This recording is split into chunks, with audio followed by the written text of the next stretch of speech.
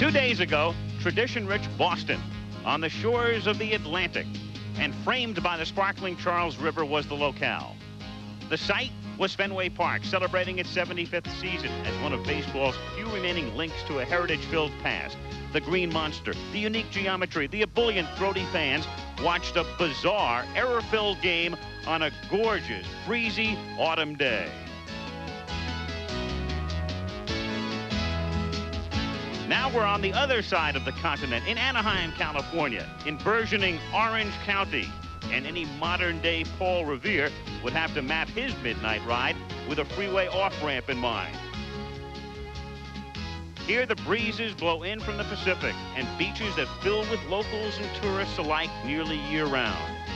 A few miles inland is Anaheim Stadium, one of the hosts of modern multi-purpose facilities that has sprung up over the last 2 decades, and where a capacity crowd will gather for tonight's postseason baseball action. ABC Sports presents the 1986 American League Championship Series. From Anaheim Stadium, the Boston Red Sox against the California Angels, and the pitching matchup, Oil Can Boyd against John Candelaria. Wednesday in Boston, the elements coming very much into play in a Red Sox victory. And the human element was very much a factor as well. Tonight, Game 3.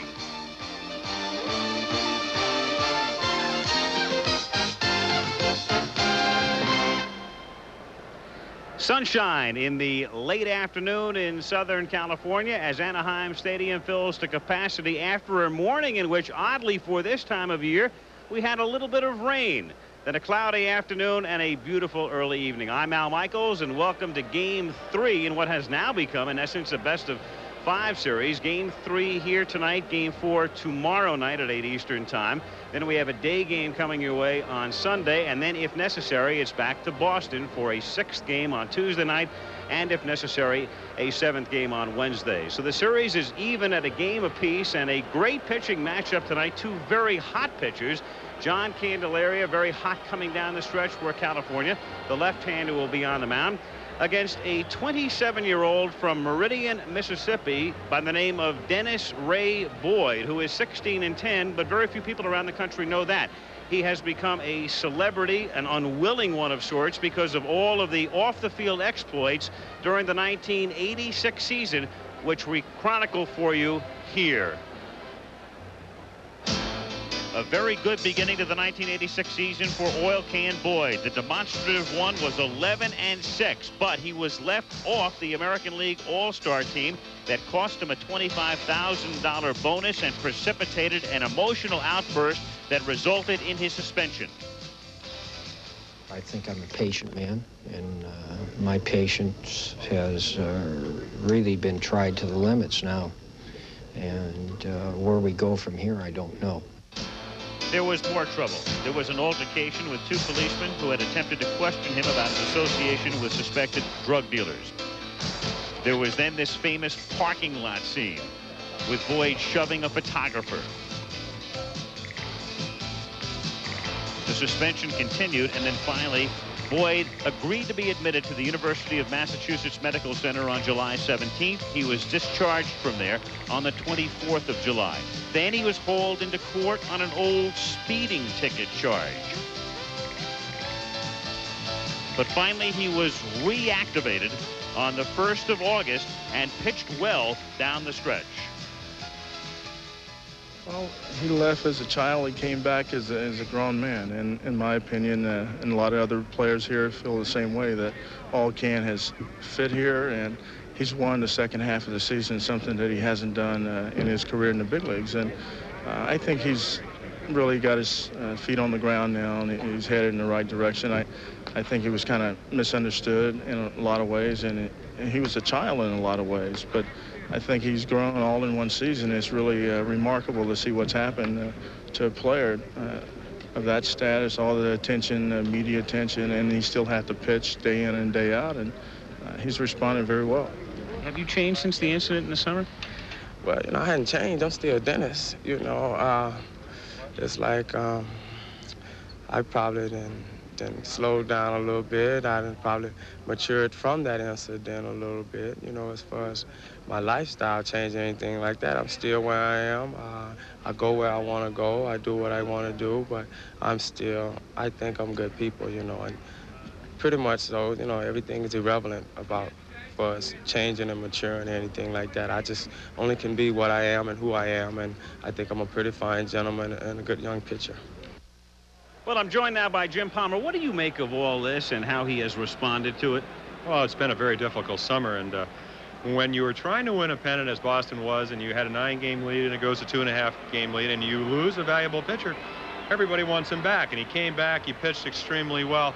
It really goes back to one incident. Roger Clemens was suspended for 2 days for a bumping incident with an umpire, Greg Kosk, over a close call at first base. Just kind of wonder if you reverse the situation. If that had to happen to Oil Can, everybody would have said, gee, too much intensity and whatever. I think intensity is what makes Oil Can Boyd as good as he is. And if he loses that, he wouldn't be a good pitcher. The stories never end. Rumors running rampant here 2 hours ago that Oil Can was involved in an auto accident last night. That was totally refuted, at least as of an hour ago, by John McNamara. That's the Boyd story. In a moment, we'll come back and take a look at Wally Joyner.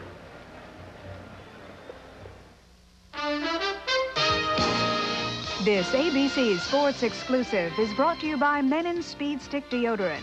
The wide stick gives you the edge. Speed Stick Deodorant by Menon. A big rookie season for Angel first baseman Wally Joyner. 100 runs batted in and voted by the fans the American League's starting first baseman in the All-Star game at Houston, beating out, among others, Don Mattingly and Eddie Murray. Joyner got off to a hot start, tailed in August and September, but he's hot again now in the playoffs. 4 for 8 in the first 2 games, including this home run Wednesday off Bruce Hurst to tie the game. Wally Joyner has become Orange County's latest tourist attraction. This is the only place it could happen at, was here next to Disneyland, next to Hollywood.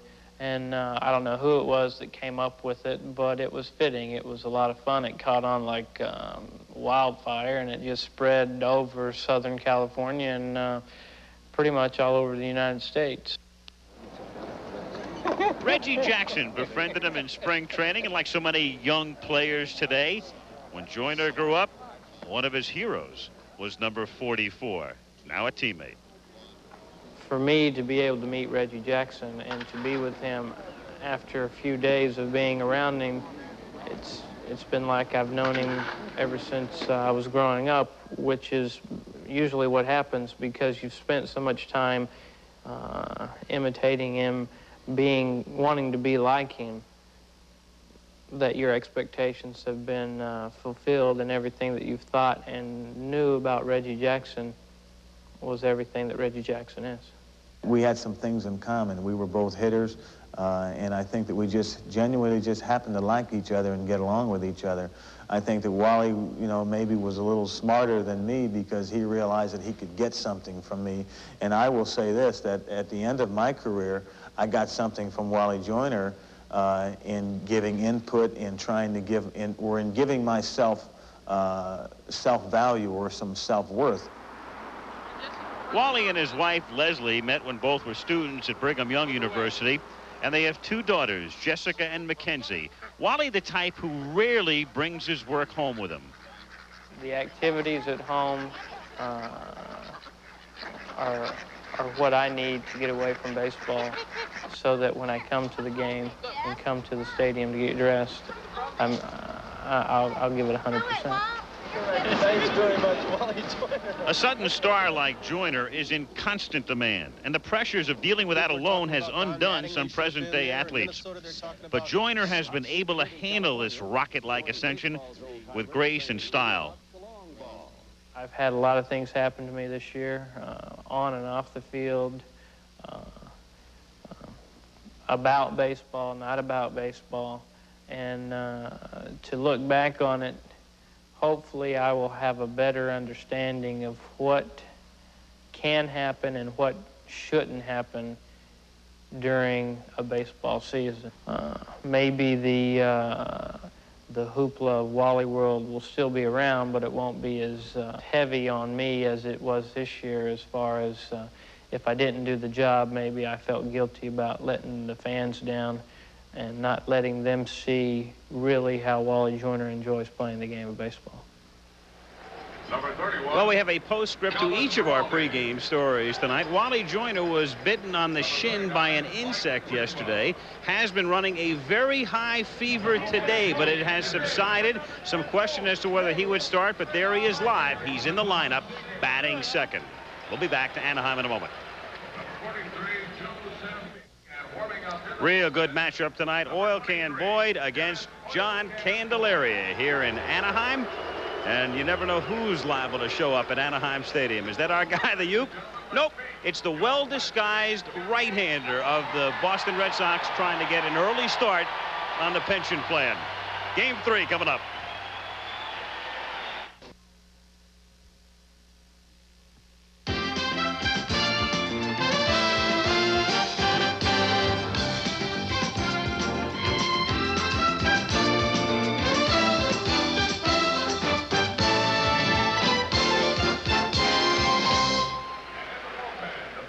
Al Michaels and Jim Palmer back with you as we welcome you again to the start of Game 3 of the American League Championship Series. Jim, we know so much about Oil Can Boyd and what he's done off the field, but what about Dennis Boyd, the pitcher?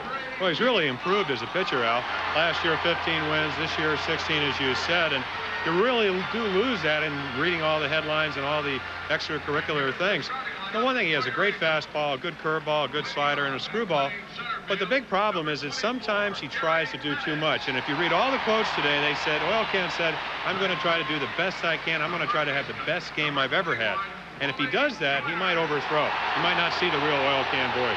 Do you see any particular key to tonight's game?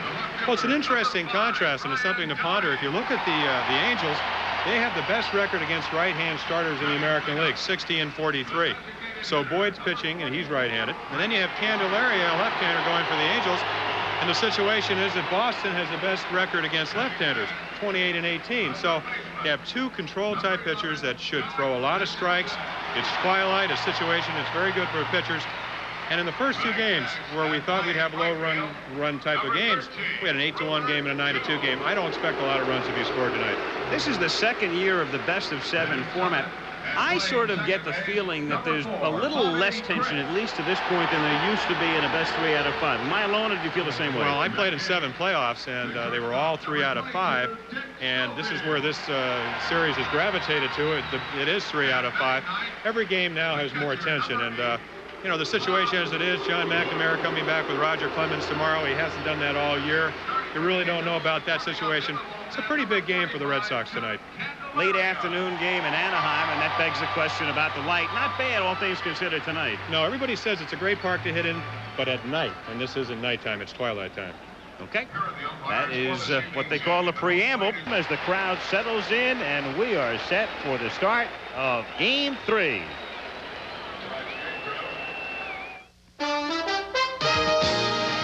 The American League Championship Series, an exclusive presentation of ABC Sports, is being brought to you by the Heartbeat of America, today's Chevrolet, and by Coors and Coors Light, beers with a difference worth tasting.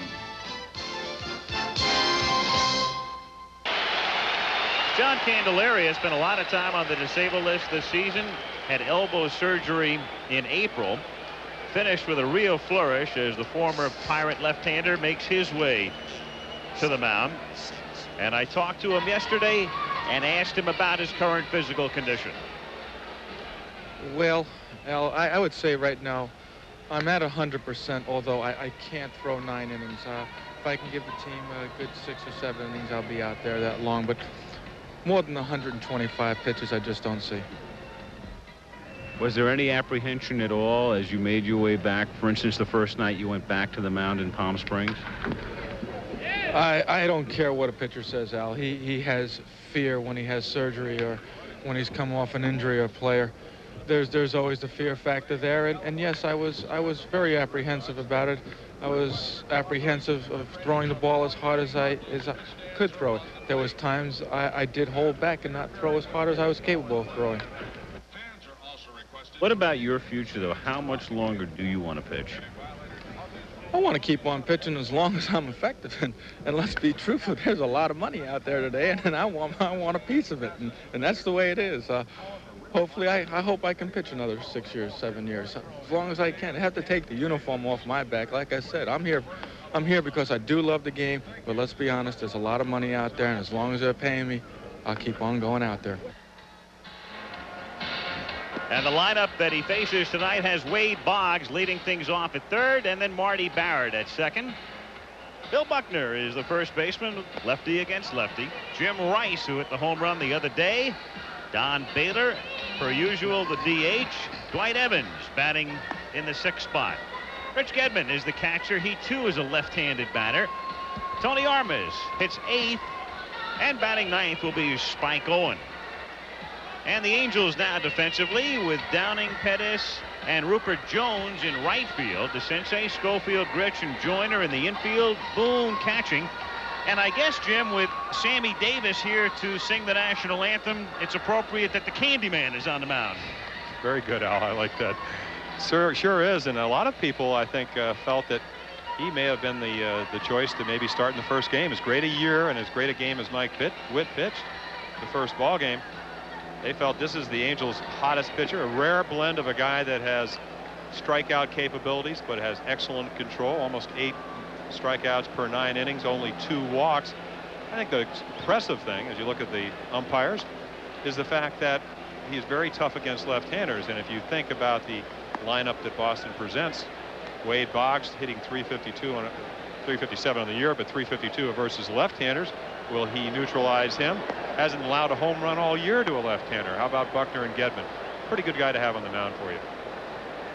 And Wade Boggs waiting to come up to the plate to start things here at Anaheim Stadium. Fenway is a park of nooks and crannies, of course, but in Anaheim, a symmetrical facility. 333 down the lines, 370 to the alleys, 404 to center. The natural grass here in pretty good shape, all things considered. But keep in mind, too, this is the home of the Rams, who have played some preseason games and some regular season games here already this year, including a game last Sunday against the Tampa Bay Bucks. And that one went into overtime, so they got extra use from the field. Well, of course, I played in many World Series. One was in Memorial Stadium, where we were able to win the 6th game. Colts had played there the weekend before, going back to really 1971. Dick Davaleo made a throw. It hit a divot made from football, took a high hop. Frank Robinson slid under the tag, and we go to the 7th game. They put a lot of ryegrass. They top dress. Ryegrass comes in up anywhere from 4 to 7 days, so you do the best you can. This is a multi-purpose stadium, as you said in the pregame, but you just hope you don't get the bad hops similar we got in Boston, which really is only used for baseball. So here we go now for game number 3 with Boggs at the plate, and Candelaria starts into the strike. Wade Boggs, the batting champion. He's done it 3 times now in the last 4 years. And in this series, he is 3 for 7. 0-2.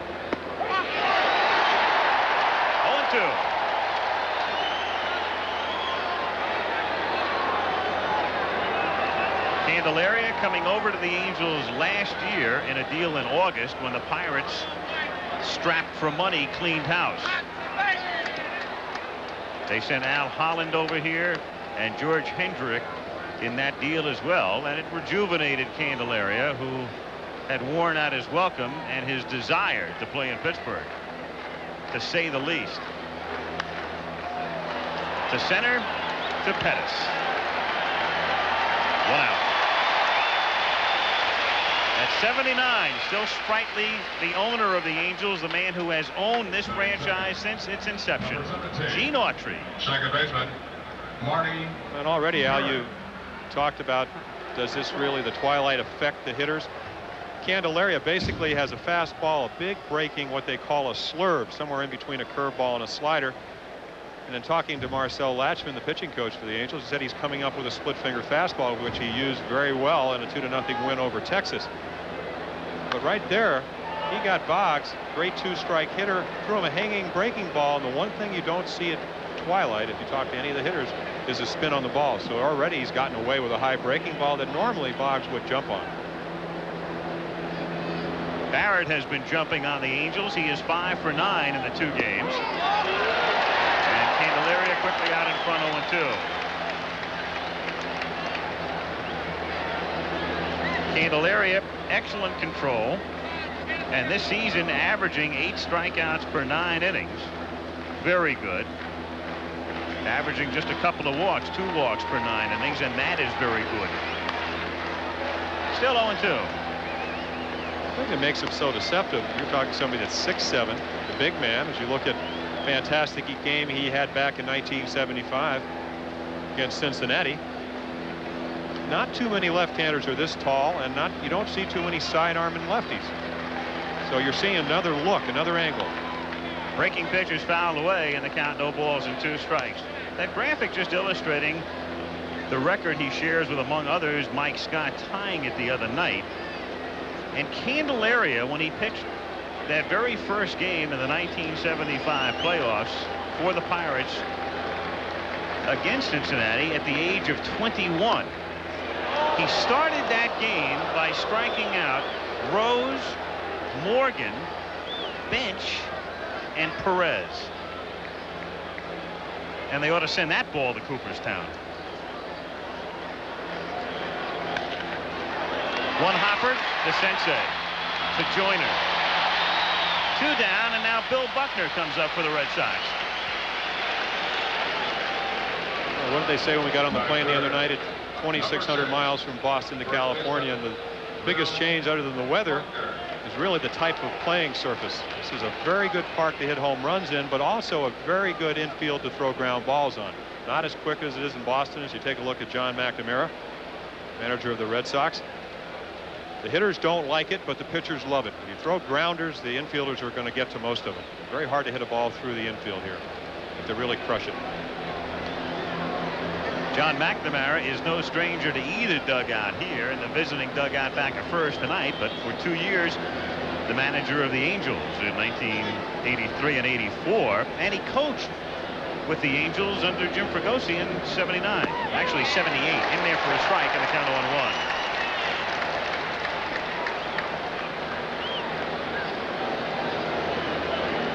Again, it's interesting, I think, as a pitcher and a former pitcher. You pitch in a lot of twilight games. When you keep reading the hitters saying how difficult it is to see, it gives you a little more confidence just to throw the ball over, which is basically what you want to do as a pitcher. You want to get ahead and then have them swing at balls. Gets a strike, great slider low and away, or it might even been a split finger fastball. A pitch is, if you watch the first National League playoff, that enabled Mike Scott to come up with 14 strikeouts. Candelaria doesn't throw it as hard as Scott, but he does have it in his repertoire. And the 0-2 pitch way outside, and a swing and a miss, and Bill Buckner winds up to the bat, traveling towards second. And the Angels, after a half, coming up. Lineup tonight for the California Angels looks like this. Gary Pettis starts things off. And then Wally Joyner, insect bite and all, in high fever in the lineup. Brian Downing batting third. Reggie's back in there tonight as the DH. Doug DeCinces batting fifth. Rupert Jones in the 6th spot. He led off the other night. Bobby Grich at 7th. Dick Schofield in the 8th slot. And batting 9th will be Bob Boone.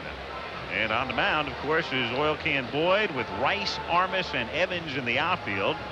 Boggs, Owen, Barrett, and Buckner in the infield. Gedman catching, and Oil Can Boyd on the mound for the Boston Red Sox. Oil Can, and one other thing that people forget because so many things have happened to him this season. When he reported to spring training, he was down to 133 pounds. They didn't know what was wrong with him. Took some tests, and it turned out to be non-infectious hepatitis. So it's the Can against the Candyman here in Game 3 as Pettis gets started to lead things off. Pettis, Joyner, and Downing with no score. Gary Pettis, who is the speediest man on either team and the only true base-stealing threat on a consistent basis. So Dick Schofield did steal 23 this year. Pettis is really the only man you have to greatly concern yourself with when he gets on. switch hitter who hit in the 9 spot in the first 2 games, and Gene Mauch has moved him up to the leadoff spot. Well, the one thing Oil Can Boyd can do is throw strikes.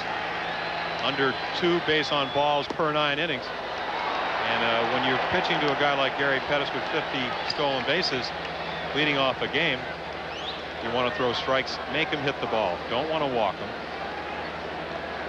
If you put him on, you're talking about a double.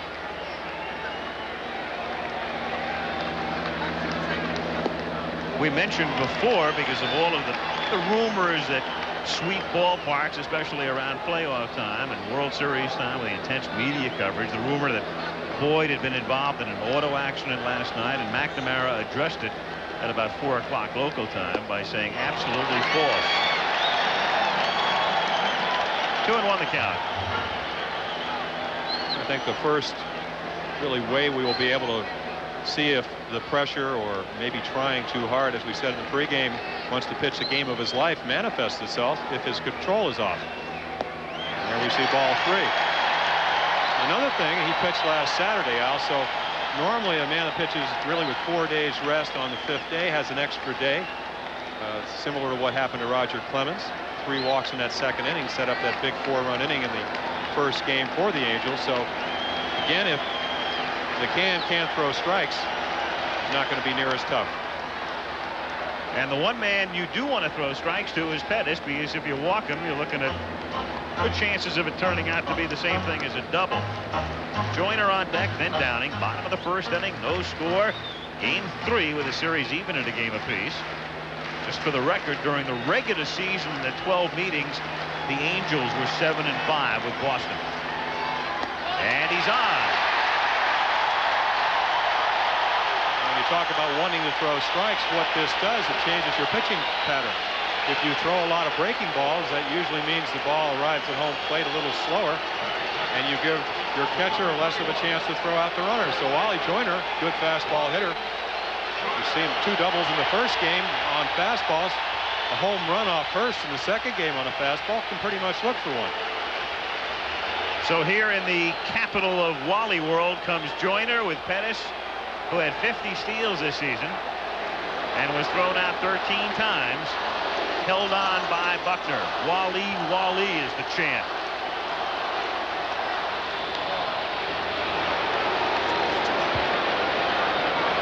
Again, I think if you referred to the kind of pickoff move that Oil Can Boyd has, you would say quick feet. As you said, he's not very heavy, 155 pounds now, as you said, 133 before. Not a great move, but gets rid of the ball quickly, and that's the key. You want to freeze the runner at first, don't give him that running lead, and get the ball to Gedman as quickly as you can.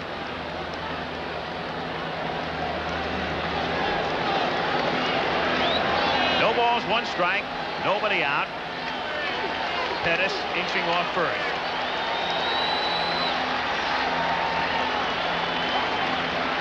And time call. He had backed off. Time had been called. Buckner's upset, but it wouldn't have mattered anyway because time was out. Buckner was angry about the call and now realizes that time had been called. The plate umpire, Terry Cooney, had thrown his hands up preparatory to the move to first base. The umpire at first base is Dick Remigan. I guess Bill realized that time had been out, but then he went back and he was going to argue it anyway with Remigan about the call. Well, he wants the out. He knows that Pettis can run. He knows he's got to hold him on. It's created that big hole between first and second. Mauch has a left-handed hitter to take advantage of that. Pettis goes, pitches high. Gedman's throw is a strike. Perfect. Whew. Sure was. Perfect pitch to throw on if you're a catcher. Fastball up in the strike zone. And again, Gedman, 88 attempts throughout 44, 50. The league average is only 32, so it gives you an idea of what kind of arm he has. There you see not a great lead. Then you see the perfect throw. Owen takes it, makes the tag, and you already have an out. Joyner then hits one down to second, and Marty Barrett takes care of him. So 2 away, and Brian Downing will be the batter. It really sets up an interesting thought. one of the things that Earl Weaver told me, I guess early in my career, is with nobody out and a left-handed hitter at the plate, don't worry too much about the base runner, because most managers want to take advantage of that hole. They're not going to run until you get one out. Mauch did differently, and instead of creating that situation, you have 2 outs in the inning. Well, Mauch, especially at home, does not play for that big inning. And he's got Candelaria on the mound tonight, too, so he might not need a big inning. Down low, 1-0. Meanwhile, sort of a phantom tag here in a way as we take a look. The throw is obviously there, and did Pettis get in or not? Well, really, that's a play you don't have to tag him on, because the umpire, even though maybe he shouldn't do that, seeing if you've watched Major League Baseball, all he is doing is seeing, as you take a look at maybe one of well, not maybe the greatest hitter of all time, especially in Boston history, Ted Williams. All you have to do is get the ball ahead that soon, and you're out. It's funny because we flew to Anaheim the other night, flew out here with the umpiring crew, and one of the things we were kibitzing about was the in the neighborhood play. And basically what it is if you execute the play the way it is supposed to be executed, you'll get the call on the double play on a play like that. The throw is there, the tag goes down, and even though it wasn't totally manifested, the play was executed well enough to get the call. Meanwhile, Downing has gone on strikes, and we're scoreless after 1. Again, ladies and gentlemen, girls and boys, be sure to pick up. One of the big plays, of course, on Wednesday in Boston, this one, Moose Stubing not giving a visual sign, Grich thrown out, and here is Bobby's reflection. Well, I still feel that you know, I've got to play aggressive baseball out there. As a base runner, the ball's hits, a base hit left field, I'm thinking score. I'm thinking I'm going to score the tying run. And until the third base coach fires his hands up in the air and holds me, I'm going home. And I did not see any hands in the air. Simple as that. He's got to wave you home, or he's got to hold you up. And that's the ground I stand on. And that's the way I've learned to play baseball and learned to run the bases. And that's all there is to it. Rice. So Grich, making his point, he did apologize to Stubing in the sense the other day that he said, I didn't mean to show you up. Moose accepted it. And away we go. Well, I talked to Moose about it, and he said, I've gotten away with that. In other words, not putting my hands up all year. Look at Jim Rice foul off the first pitch with Schofield and Pettis. A little different story. Bobby Grich doesn't have their speed, so he did make a mistake. I think where Bobby's coming from, and having played with him for 4 or 5 years, he's a very intense player, is that play might have a big bearing on how this really playoff series is determined. 1-1. And meanwhile, as Rice stands in to be followed by Baylor and Evans, Stubing didn't hide the other day. He had to stand there and take it and answer the questions and admit he'd made the mistake. I loved Scott Ostler's line in the LA Times recounting Stubing in the clubhouse, enjoying a beer with 150 of his closest media friends. 1-2 on Rice. Well, you will attract attention in postseason. Well, he just knows he made a mistake. And again, when we talk a game of first, and that's not a graphic, it goes back to that percentage in the American League. If you go back and the first runner gets on, 51% of the time they score to get the first batter out. It's only 14. So is the first batter important or not? I think I would say so. Candelari's been able to retire him. Fouled away in the count 2-2 on Rice, who started the series silently. He was 0 for 4 in game 1 and did not hit a ball out of the infield. And then he was 0 for 3 the other day until he singled and hit the 2-run homer. That was the icing on a 9-2 cake. Still 2-2 on Rice.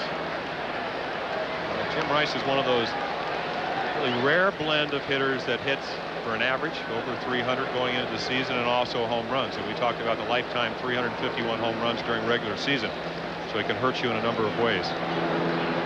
And the 2-2 is inside. 3-2 the count. Light's taking effect here. It's clouded up a bit, and in October at about 12 minutes before 6. Not bad. for the visual conditions. Breaking ball inside, and Rice is on.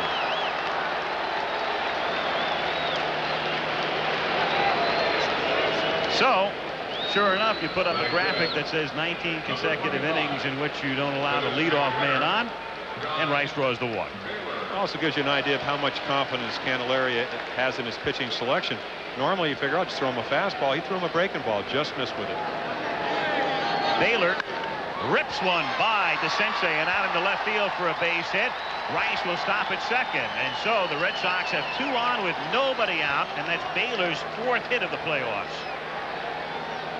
This is where it pays off to be a left-handed pitcher.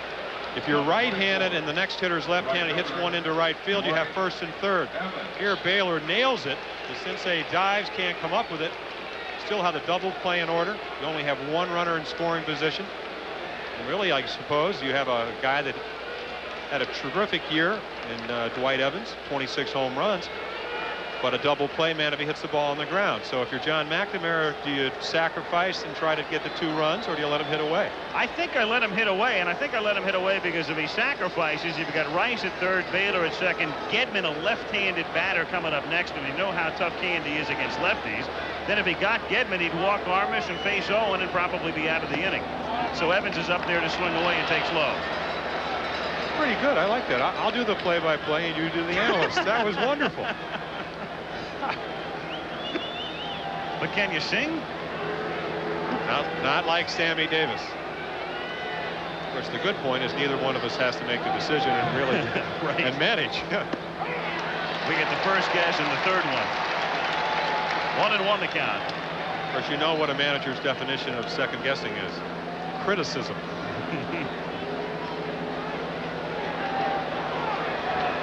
1 ball, 1 strike the count.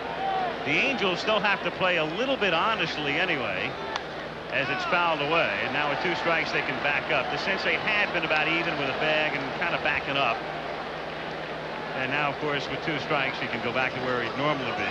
That's a great quote from Gene Mauch, the manager of the Angels. He says, I have to play 486 games a year. 1 game before he goes out there, then the game that he actually does, and then the game afterwards for the reporters. So you can multiply it by 3. Managing is not easy. It's a lot like umpiring. 1 ball, 2 strikes the count. Red Sox threatening no score in the second inning. Just outside, throw to first base. They've got him. Joyner sneaking in behind Baylor. If you want to place the blame on anybody, it goes right to Donnie Baylor, but the first base coach has to let you know. He comes off with a pitch. Right now, you see Joyner's footsteps in the top of the picture. Reniak has to let him know, otherwise you are trying to get a lead, try to break up a double play. Walt Reniak, the Red Sox first base coach, and you heard what may have sounded like booing to you. Of course, it was Boone, Boone, and Don Baylor, the veteran, trapped and becoming the first out of the inning. And funny in this series how anonymous coaches can be from time to time, and all of a sudden you got a situation here where now Reniak is involved. 2-2 pitches outside, ball 3, and the count 3-2.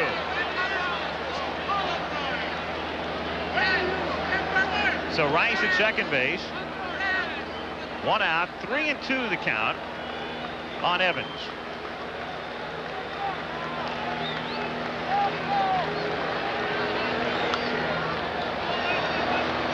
Still 3-2. You have to give Bob Boone a lot of credit again. When Candelaria gets ahead of the hitter, as a catcher, you can have the pickoff plays on. I really thought he almost took strike 3 away from him, but he'll take the out for a strike. Ripped foul. The reason I say that, when a catcher comes up in front of the umpire, which Boone had to do to make that throw, pretty close pitch to Evans. But again, it's an out for a strike, and first and second, nobody out, you'll take that. To the hole and a base hit, and Rice had to hold up to see if it would be fielded, and thus he is stopped at third. And the Red Sox with runners at the corners and Gedman coming up. So Candelaria still here as we watch the base hit to left field in a situation where with the right pitch he'll get out of the inning on one pitch if he can get Gedman to hit the ball proficiously on the ground. And wouldn't that be something with a walk and 2 singles to be out of the inning? Boone picking Baylor off, and now the Angels hopeful of a double play. Breaking pitch away, 1-0. Gedman hit 16 home runs. 5 of them came off left-handers, so I suppose he still has power. If you make a mistake, he can really hit you well. Back through the middle, base hit for Gedman.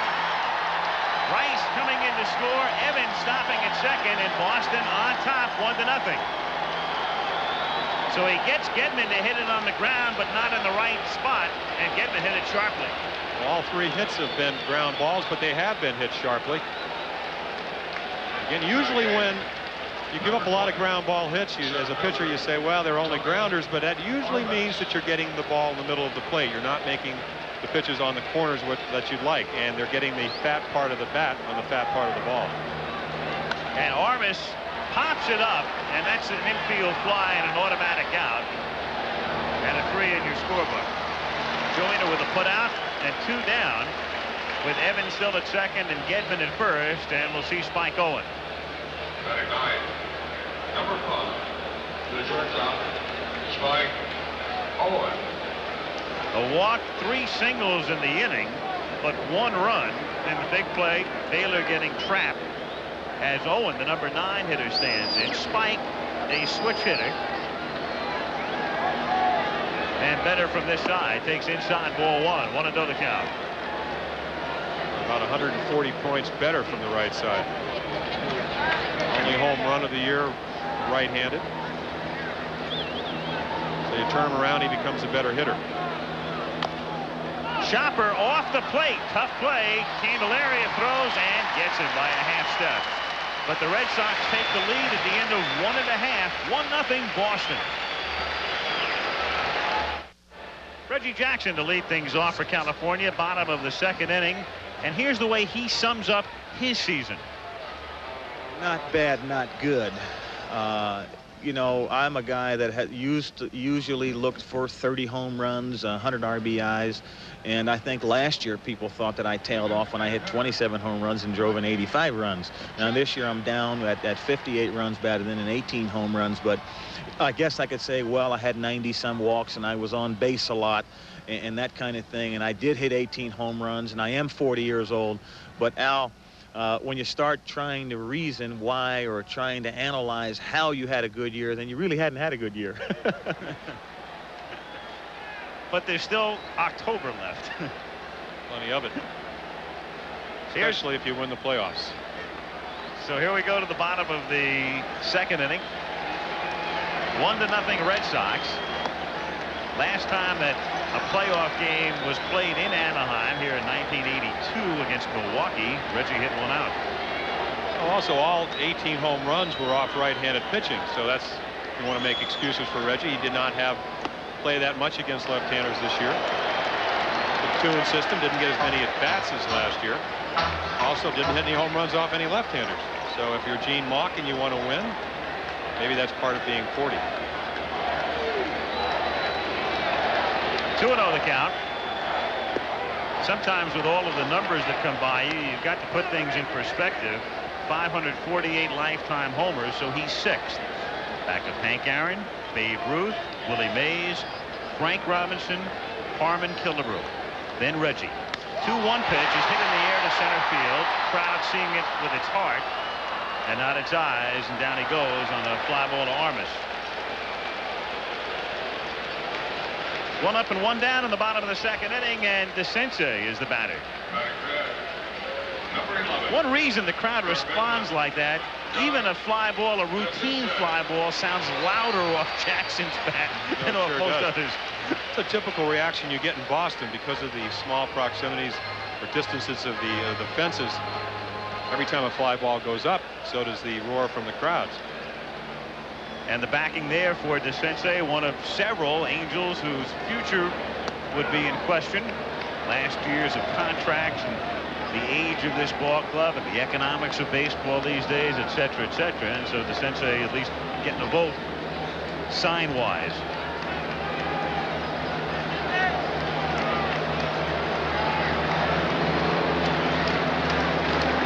Oil Can Boyd to the plate 0-1, hit high in the air to left field, and routine for Jim Rice.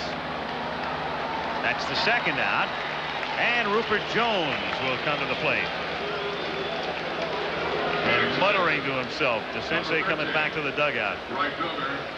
Well, most hitters will do that. You get a pretty good pitch in the middle of the plate. Doug's a fastball hitter. You can see the nod of the head right there. Thought he should have done a little bit more with that pitch than he did. That's normally the case if you go to a ball game and you see somebody do something pretty routine, ground to second or fly to center, and they're real angry. That's normally what they're doing. They're talking to themselves. Should have hit it. Unless you're the Oil Can, and then you talk to yourself all the time out there. But we talked about temperance. They've tried to get him not to really be as demonstrative on the mound as he used to be. A lot of players felt that he showed them up. I think a lot of it could be written off as exuberance. But one thing, opposing players don't like to get struck out and then have you doing all kinds of demonstrations on the mound. In the air, down the line, and back out of play. And the count 1-1. Meanwhile, Bruce Hurst, who won the second game of the LCS, and Roger Clemens will go tomorrow, if you've not already heard the announcement made by McNamara yesterday affirming that. And then game 5 is in question right now. Do you bring Hurst back with 3 days rest? Just what do you do? Nipper? Swing and a miss. I would think in good measure it might depend on what happens today and tomorrow, as Roger Clemens, who will work tomorrow, charts the game tonight. 2 out, bases empty. And the 1-2 pitch to Rupert Jones is a half swing, slow bouncer. Barrett to Buckner. California gone 1-2-3, and at the end of 2 complete, it's the Red Sox 1 and the Angels nothing. Boy, that's a pretty picture from a helicopter above Anaheim Stadium, a ballpark that opened in 1966. It was enclosed just a few years ago.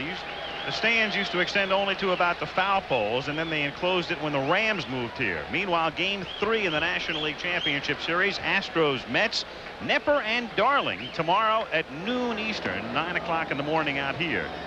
Third inning, 1-0 Boston, and Wade Boggs at the plate, flied out in the first.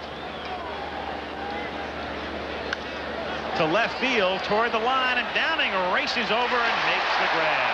Brian Downing, who was positioned in that direction because Boggs likes to go to all fields, including left, and he was over toward the line and gets there for the out, 1 down. Well, that's his best field, and right here, the man that 244 consecutive games without an error. And the scouting report on him is he catches everything he gets to. He got to that one, and he got out number 1. So now we have the first batter retired in, what, 20 out of the last 21st innings. Barrett the batter, strike. Thinking of the National League Series, we had Sammy Davis here tonight. Last night, Keith Jackson and Tim McCarver talking about Kevin Bass doing a Davis imitation. I mean, we've got to see it now, right? Now that we've seen the real Sammy. Was that the real Sammy? I don't know. Barrett thrown out by Schofield, and there are 2 down. Sure sounded like him. I met Sammy Davis with Kenny Singleton years ago, came to a ball game. And I remember this only because I won the game. And then I had a surprise birthday party for a friend of mine, 40th birthday. He came after doing a show. He was leaving to go do a charity thing in New York State till 7:30 in the morning. Nobody would leave. I wanted them all out of my house. We had an exhibition game in Annapolis the next day. And as long as Sammy stayed, they stayed. And rather memorable. And you called me a name dropper the other day? Buckner bounces it foul. You saw that graphic, the other home run belonging to Darrell Evans, left-handed. Of course, the difference is that you brought up taking the polar route a multitude of times. I only brought this up to get Kevin Bass to do his Davis imitation tomorrow and imitate Keith. Keith mentioned that last night. No balls, 1 strike, the count on Buckner. 2 down, bases empty in the third. 1-0 Boston. Fouled away, and the count is 0-2. John Candelaria set the side down in the first. Then in the second, Red Sox got a run on a walk and 3 ground singles and might have had a bigger inning, except Don Baylor got picked off. Well, that's a big pickoff to remember. Kept the Angels in the game, took them out of a big inning situation, talking about the Red Sox. In on his hands and fouled away. Candelaria pitched a no-hitter for the Pirates against the Dodgers in 1976. The thing I remember about that game, because it was a Monday night game, is that the Dodgers that evening had all right-handed batters outside of Bill Buckner in the lineup. And then when Buckner's spot came up the last time, the Dodgers went with Manny Mota. Outside, 1-2. And as I recall, in that no-hitter, there was nothing even remotely resembling a base hit. As you look at a man we just mentioned before in context with Reggie Jackson, Frank Robinson. There it is, right there.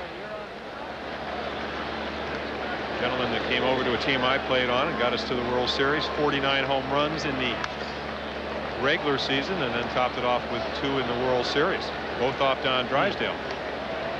No offense, he had a fabulous career in the Hall of Fame 2 years ago. Boy, were those great confrontations. Well, Don Baylor, we've been talking about, 35 times hit by pitch. Frank Robinson went down a few times in his career. And again, Buckner loses his bat, and that pitch is just wicked. Candelaria just uncoils and slings it in from the side, and down he goes. Oh, way out on his front foot. Can't quite reach it. Maybe the bat will.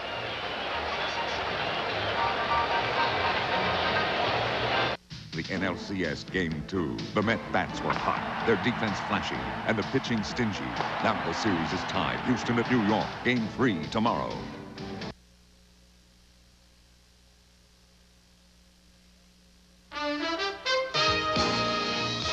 This ABC Sports exclusive is being brought to you by Allstate. For home, auto, and life insurance, you're in good hands with Allstate. Beautiful evening at Anaheim Stadium. Temperature in the mid to upper 60s. Capacity crowd. Game 3, 1-0 Boston. Bottom of the third. Bobby Grich to lead things off for California. Bottom of the order against Boyd. Takes a strike. The Angels, with Grich leading off, managed by Gene Mauch, his second tour here with California. And Mauch in his 25th year. The 0-1 pitch is popped in the air and playable for Boggs near third. 1 gone, and we'll take a look at Schofield.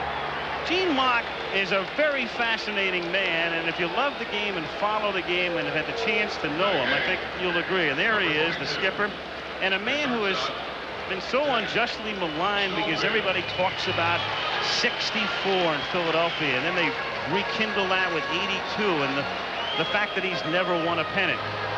He is a fascinating man in the sense that he has managed some terrible ball clubs. Remember when he took over the Phillies back in 1960, he took over for a manager who had quit after an opening day loss, Eddie Sawyer. That's how bad that team was. And Schofield goes after the first pitch and bounces it wide of third, and Boggs comes up throwing, 2 down. And we'll take a look at Bob Boone, and the crowd will go boom, boom.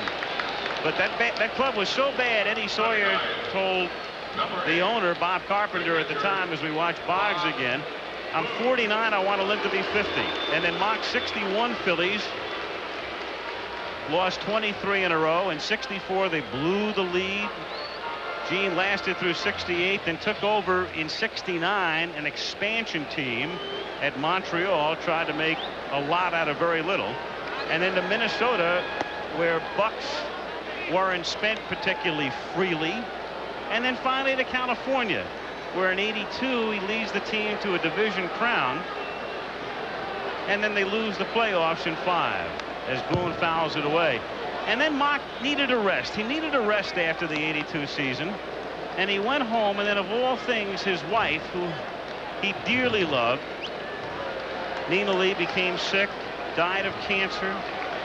Gene putted around, played golf, took a front office job, and finally came back. It was a marriage described by his daughter Leanne as like two people going steady. And now the man is back, and he says it freely. I need baseball more than ever, and told us the other night, I want to win this more than I want food when I'm hungry. So Boone grounds out. California down in order. We played 3. Boston on top, 1-0. Jim Rice to lead things off as we go to the 4th inning. An MVP candidate. What does he think? In my mind, no. We just finished playing the New York Yankees, and Don Mattingly had a hell of a year. And, of course, I don't know how the writers are going to vote. But this year, I think it's going to be a tough decision to make any MVP. But still, I think an MVP should go to an everyday ball player. And whomever they decide is going to win MVP, I think it should be an everyday ball player. Honest answer from an honest man as Rice, Baylor, and Evans come up in the 4th inning. There it is. Rice with a leadoff walk. Baylor a base hit, got picked off. Gedman driving in Rice with a base hit as we go to the 4th inning. Just a postscript, Jim, and talked so much about Gene Mauch in the last inning, and I mentioned Gene saying he wants to win more than he wants food when he's hungry. His friends feel the same way about him. They want this for Mauch. He's a very special man. Well, I always say that guy that played against him, you have a lot of admiration for him because he was always on top of things. Does like to have his finger on top of everything that's going on the field. I think the most interesting quote is from Candelaria. He says, do you second guess when Mauch takes you out of a game? He said, why should I? When I throw a ball over the fence, he doesn't second guess me. Pretty honest appraisal from a pitcher. Yeah. I certainly never felt that way about Weaver. Or vice versa. But I did have a lot of respect for Earl because he was a winner. Gene Mauch has not been able to do what an Earl Weaver was able to do in Baltimore, but as you chronicled it so well, he has not had those type of ball clubs. And he's a fascinating man to watch manage. 0-2 pitch is outside. 1 ball, 2 strikes the count on Rice. Rice, Baylor, and Evans in the 4th inning. Boston ahead. Candelaria has reached the half-century mark. And he talked about the fact that 125 pitches is about his max. See strike 3. It's what they call a backdoor curveball. Throw a fastball away, then you throw one that instead of breaking in, out across the plate, catches the outside corner, and Boone receives it so well. Going back to what you said about being with 4 of the American League umpires, almost all of them said to a man, never ever have had a catcher that frames the ball, receives the ball as well as Bob Boone. Baylor takes a strike, and the count is 0-1. In fact, Boone frames it so well that you have to think about the way he's going to frame it and maybe swing at pitches you wouldn't with somebody else back at the plate. Jammed him, and it's looped to center. But here comes Pettis, and that's what speed will do. Speed will make you almost overrun the ball. Gene Mauch said it's like having a shortstop. You can charge the ball. So the shortstop has to do so often. Again, I think going into this series, one of the big questions in a bigger ballpark, we talk a little bit about the fact that Tony Armas has had so many leg injuries, it cuts down a lot of his range. That's not true. You have, especially tonight, Downing 244 consecutive errors, so he catches everything he gets to. Pettis with a Golden Glove, and Rupert Jones, an excellent outfielder in right field. A little bit of an advantage defensively here at Anaheim. Evans with 2 out, bases empty. Looks at a strike, 1-1.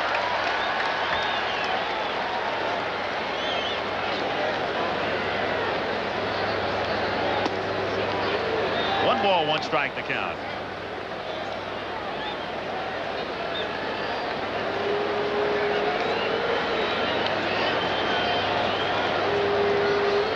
Fourth game tomorrow. Clemens and Sutton at 8 Eastern. Just off the plate. Well, that'll be a special treat.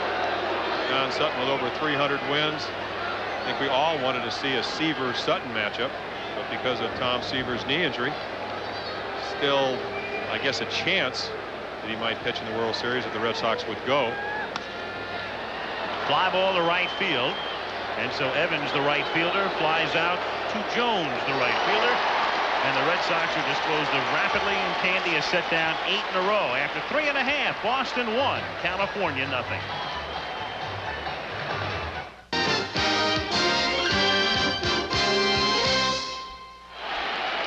Anaheim Stadium, Anaheim, California. Al Michaels and Jim Palmer with you. And that's the day after tomorrow now. Game 5 is a day game, and there are the times at the bottom of your screen, 2:30 in the east and 11:30 in the morning when we come on the air Sunday out here. The Red Sox with first possible on 3 days rest against Mike Witt, who was so brilliant Tuesday. Pettis, Joyner, Downing, bottom of the 4th inning, 1-0 Boston. Pettis has been California's only base runner. He walked in the 1st, and then he was gunned down by Gedman. And Oil Can has not given up a hit through 3.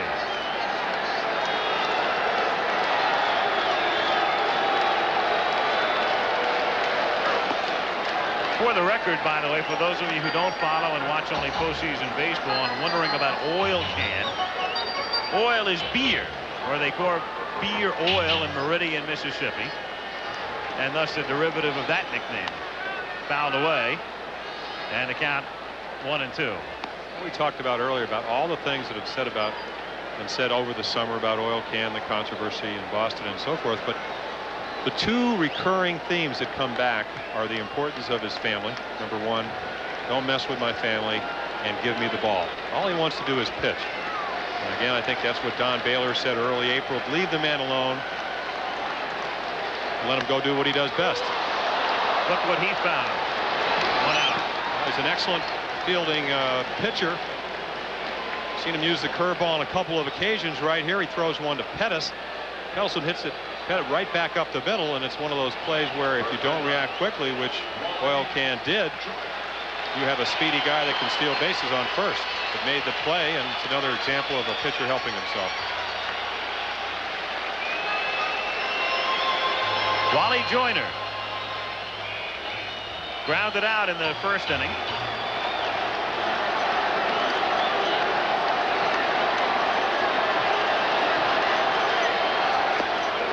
Strike, and the count 0-1.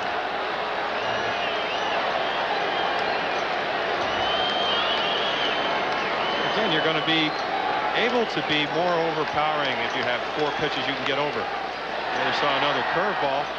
So far, we've seen a good slider to the right-handers. We've seen a screwball to the left-handers. Got a strikeout. Brian Downing on a good curveball. And then we've seen a fastball that's right around 90 miles per hour. So if you get them all over, the only walk, as you said, have been to Pettis, you're going to be impressive. Oil Can, one of 14 children. His father was a professional ball player with the old Homestead Braves. Willie James Boyd. 2 of his brothers played in the minors. As he fouls it away, and it's still 1-2.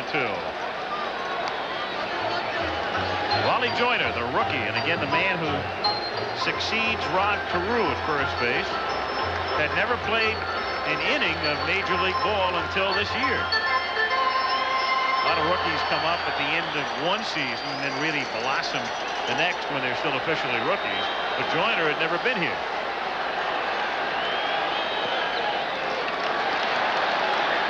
2-2. Again, the tremendous faith that the Angels have in their farm system. We've talked throughout the series. 9 present players on the roster, potential free agents, may not be signed here. And part of the reasons there are some young players on the roster that are active for the playoffs that might take places of some of the veteran players, but also in the minor leagues. He reaches for it, lines it to right, base hit. So Joyner sweeping at the pitch and hitting it into right field for a single, and the Angels have their first hit. One thing Wally Joyner can do, 20 home runs the first half, only 2 the second half, but there takes what you consider a good pitch and just kind of pings it into right. Gets out on his front foot, bat stays back, still has enough left to hit a line drive to right field for a base hit. Brian Downing has been Boyd's only strikeout victim.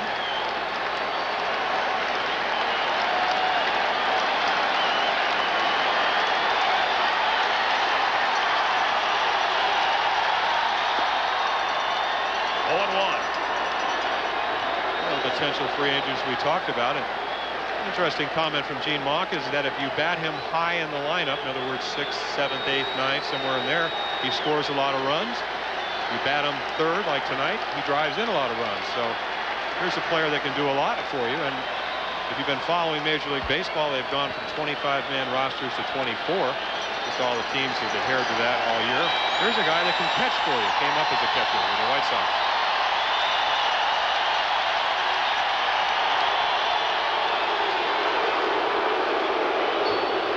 That's the same thing he did in the first inning. Time was called after he backed off and then to flip to first. Joyner really not much of a threat to go. Doesn't have tremendous speed. He'd rather hit the home run and walk around the bases. Stole 5 bases and was only thrown out 2 of those times. And you see a pitch out. Again, the key to a pitch out is to make the runner feel that you are making a normal pitch. To change or alter your windup. He identifies with that immediately, and it's going to stop the stolen base attempt.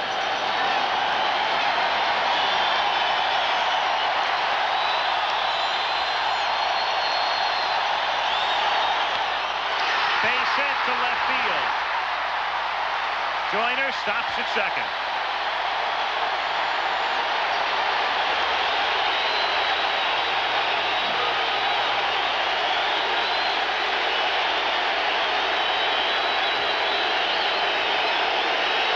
So Boyd is in his first dilemma of the evening with the Red Sox on top 1-0.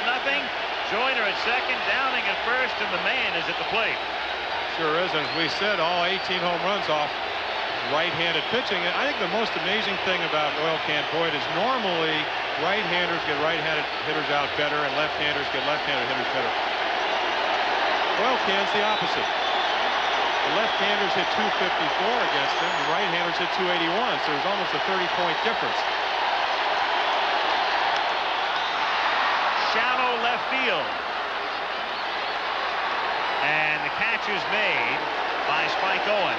It was not shallow enough for an infield fly. The automatic sign was never given that time, so Owen had to make the catch. 2 down, and DeCinces will be coming up. I think the reason for that 30-point difference is that basically one of his best pitches is the screwball, and it's very effective to left-handed hitters, even though he jammed Reggie with a high fastball. And then you got a guy like Doug DeCinces up there who's right-handed with not very good numbers against Boyd. Pretty much takes away the screwball from a right-hander to a right-hander. Doug DeCinces with 2 on, 2 out. 1-0 Boston. Bottom of the 4th inning. And a visit from Gedman. Requested by Boyd.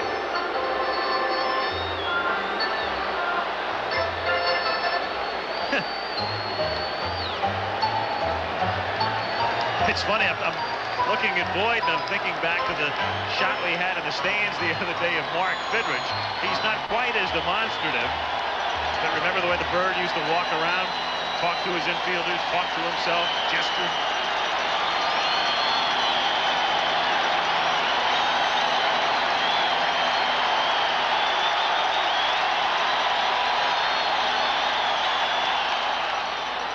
Squibber right up the line, hits the bag, base hit, and a run coming to the plate, and Buckner throws. Safe is the call on a non-slide, and Gedman going at it with Cooney.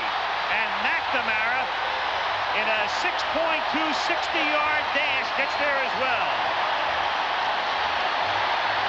Meanwhile, that's the weirdest looking little ground ball I've ever seen. And now McNamara has to think about a bunch of things, among them keeping Boyd in the game because he's angrier than Gedman.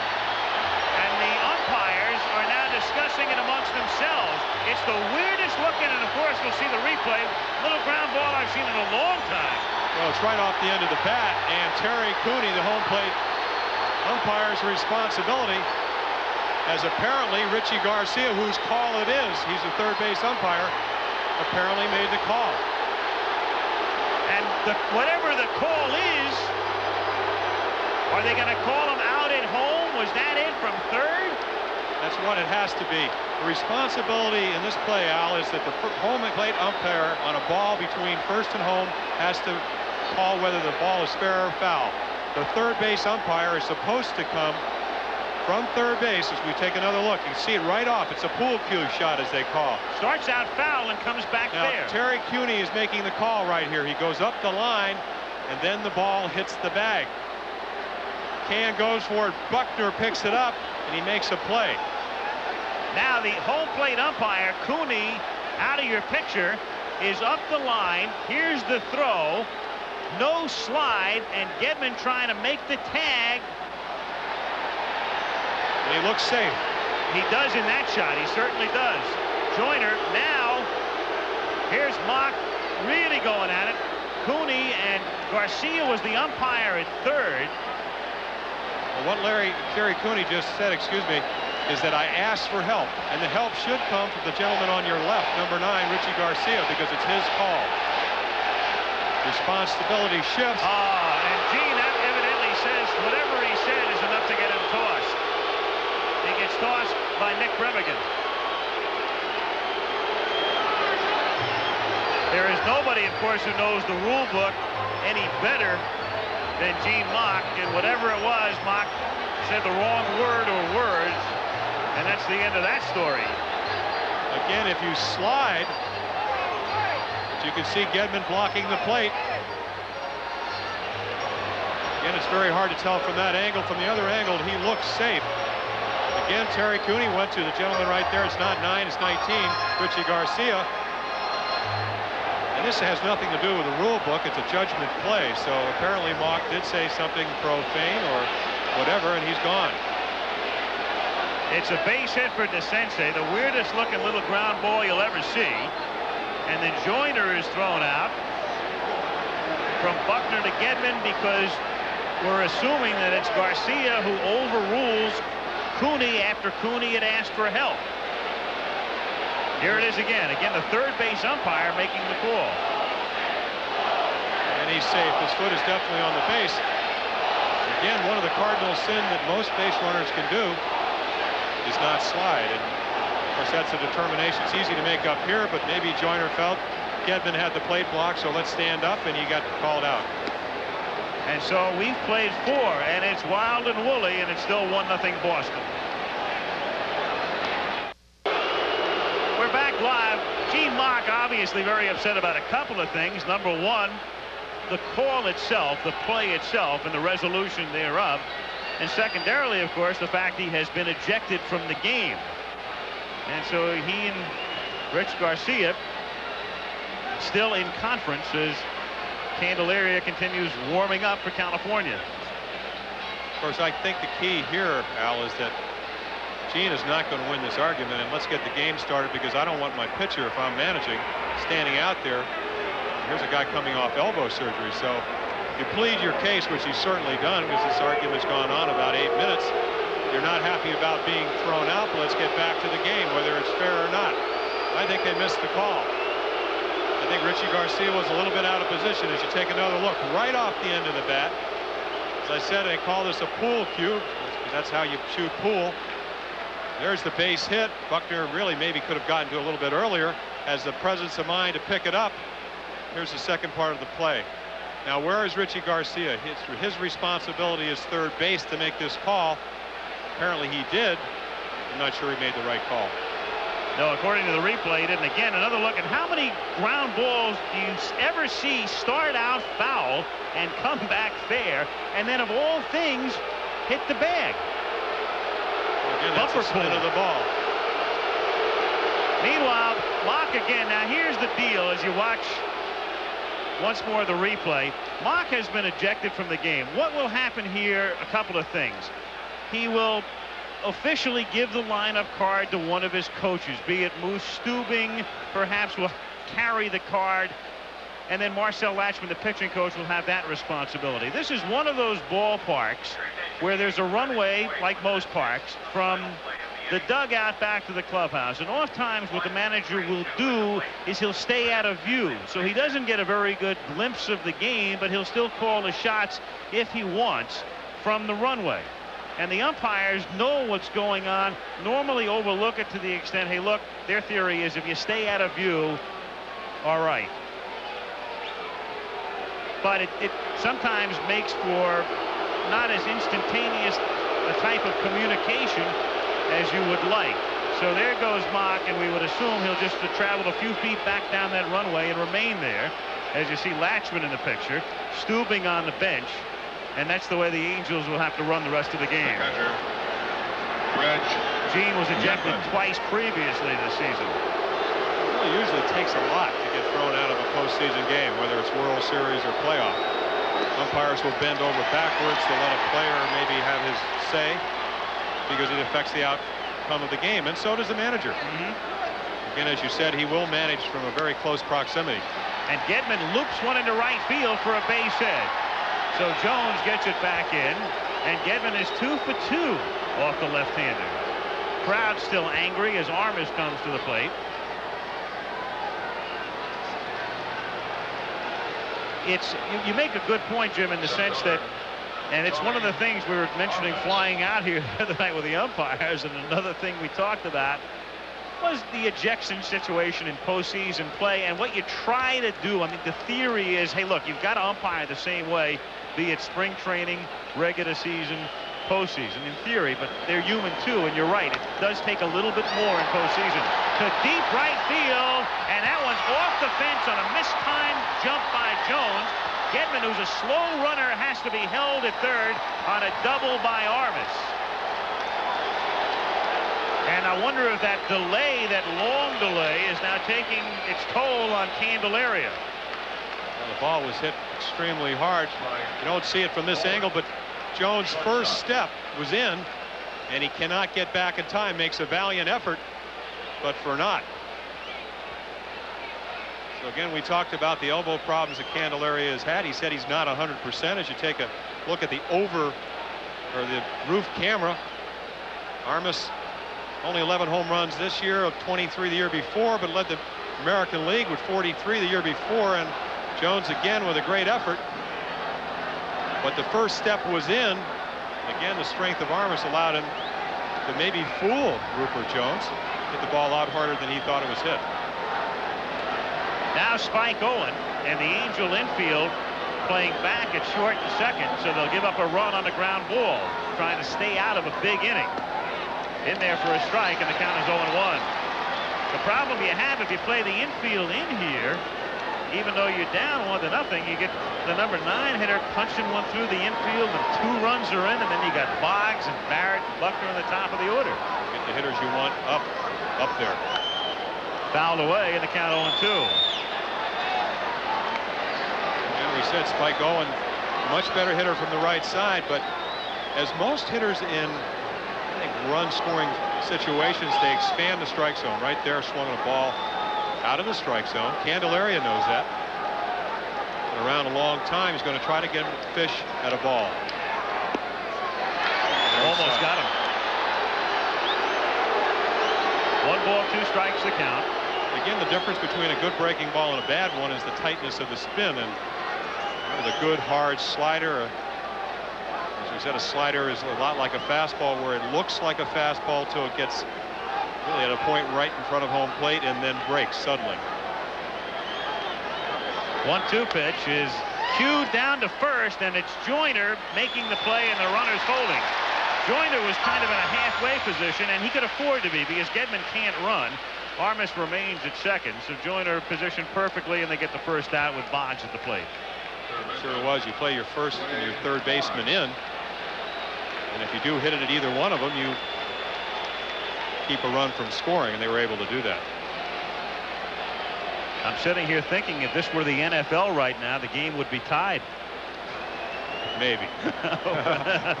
At least tied. The replay official, we would assume under circumstances such as that, would have overruled the decision.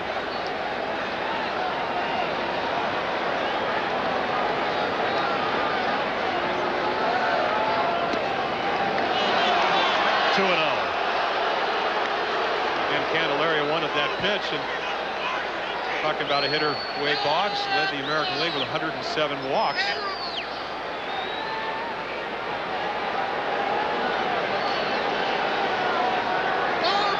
So a lot of times the close pitches go to him.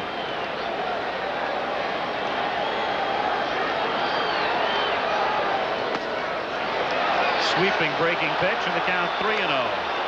Barrett is on deck. This is one of those cases where you really don't want to give him, as you look at Marty Barrett, you don't want to give Boggs anything decent.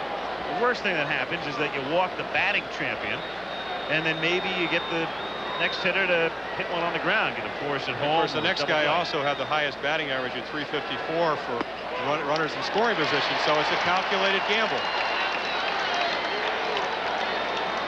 Said Boggs hits left-handers extremely well, 352, so it's really you have to go with your instincts and just make that determination which batter you'd like to pitch to.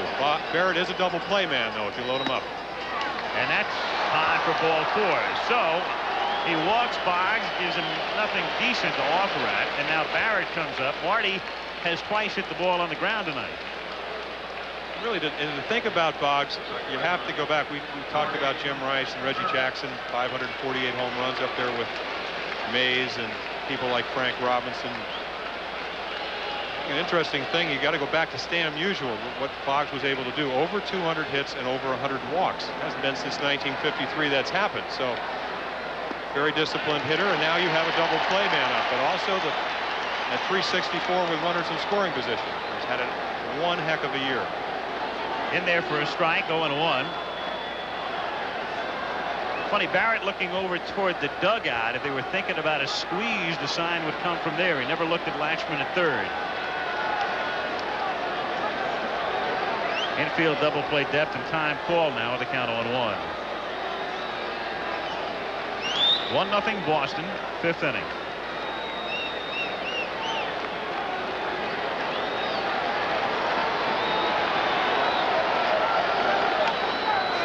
Up. 2 gone. Big out. And now Buckner, who has swung futilely at 2 sweeping breaking pitches, losing his bat on both occasions. You said it's a key out, and usually the great pitchers, and Candelaria at 10-2 this year has really been that on his last 3 starts. It really comes down to, there's a tremendous stat. Man does not walk, but very rarely ever strikes out. First 2 times up, 2 strikeouts. But again, Buckner did not have a great year against left-handers. Last year, he almost hit 300, a little bit over 300 against right-handers, and 291 against lefties. This year, maybe because of the ankle, and maybe because of the fact they adjusted the way they pitched to him, he did not have that kind of year, down in the 220s. That's the same pitch which he'll be seeing in his sleep tonight, and the count is 0-1. Bases loaded, 2 down, 5th inning at Anaheim. Boston on top, 1-0. A run, 5 hits for the Sox. No runs, 3 hits for the Angels. Again, as you said, this is the first game. There's a man over 2,500 hits. He's saying it, stay back, stay back. Again, the breaking ball, the spin is so tight, he can't distinguish, apparently, the fastball from the breaking ball. Again. This is an old movie for Buckner. Well, it looks like an instant replay. Way out from the side, big sweeping slurve. Buckner says, I don't want to swing at it. I don't think he can really pick it up very well. You talk to any hitters, really the good ones, when they say they're hot, they said, I can see the ball real well. Buckner is not seeing the ball very well tonight. Candelaria has a lot to do with that. The way this is going, this would be off the board in Reno and Vegas. You got to understand, Buckner thinks that Candelaria is coming from about right center field. 6'7", probably 38-inch arms. 1-2. Bases loaded. Gedman off to his lead at third. There's Armas. And Boggs to his lead now at first. 1 ball, 2 strikes.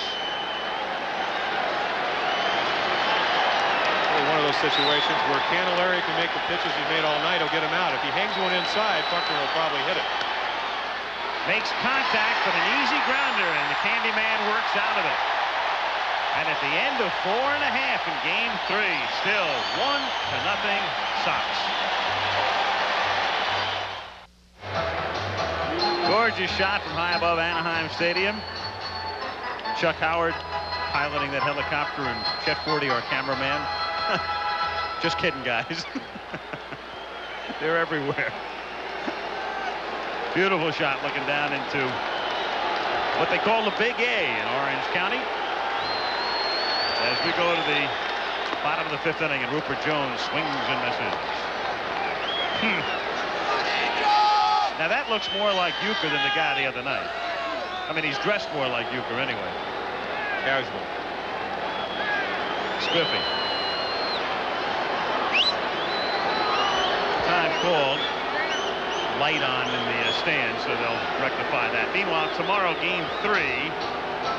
Houston against New York. Knepper and Darling go at it. It's a noon Eastern time game, so have breakfast out on the West Coast and watch it at 9 a. And then tomorrow, we're on at 5 o'clock Pacific and 8 Eastern from here.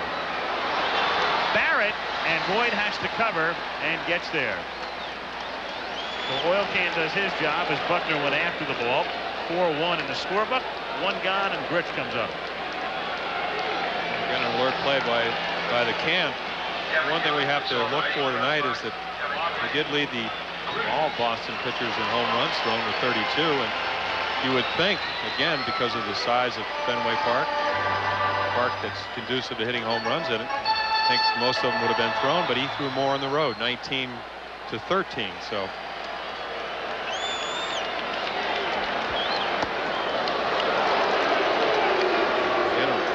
watch the first game.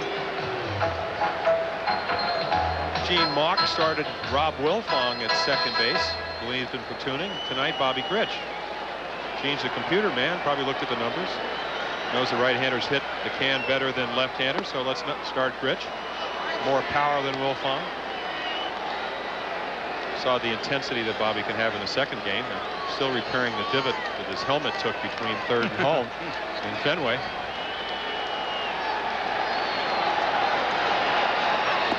One and 2 the count. Yeah, the incident the other day with Moose Stubing, I had to laugh before we came on the air tonight. They're introducing the Angels, and they introduce Moose Stubing. And the great thing about being named Moose is you don't know whether they're booing you or moosing you.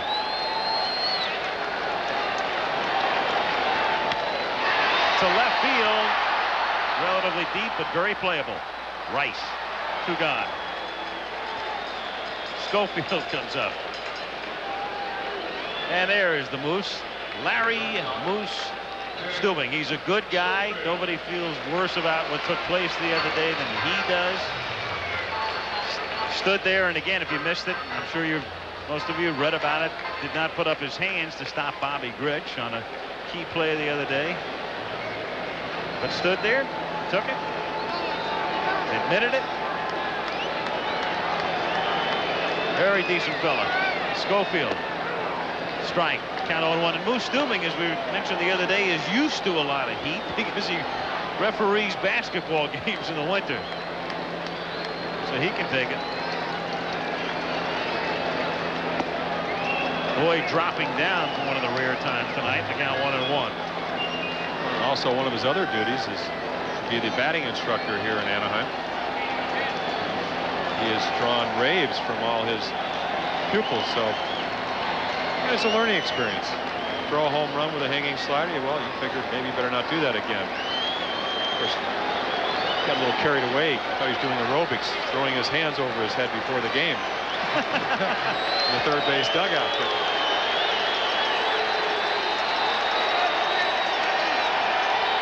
1-1 pitch. Drill to the gap in left center field. Rice racing over, can't get there. Armas plays the carom, and Schofield has a stand-up double.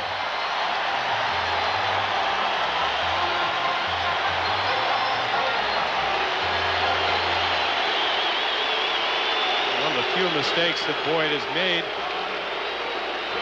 The roof camera. Schofield really increased his power numbers this year from 8 to 13. Drives it up the gap. That's something you like to see with 2 outs if you're on the mound, because it puts a runner in scoring position. Got a long discussion with Gene Mauch how he likes to move his outfielders back with 2 outs to keep you out of that situation, keep the ball in front of you. But that ball was just smashed up the gap, no chance to catch it. Boone at the plate, outside, ball 1, 1-0.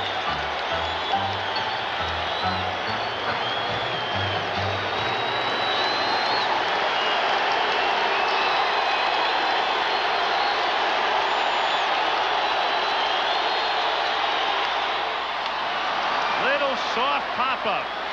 Boggs comes in, and just for a moment, things got pretty anxious for the Red Sox. But Boggs puts it away, and it's still 1-0 Red Sox.